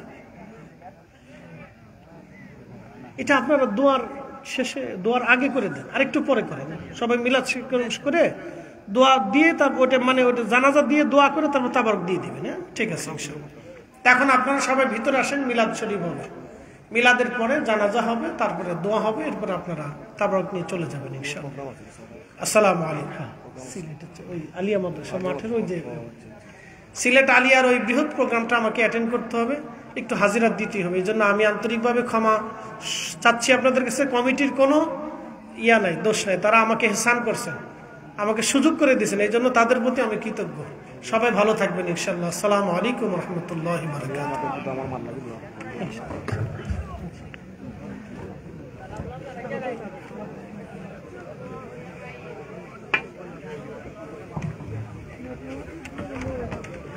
সম্মানিত মুসল্লিয়ানে কেরাম, এখনই জানাজা শুরু হবে। আপনারা সারিবদ্ধভাবে জানাজায় শরীক হওয়ার জন্য জানানো যাচ্ছে।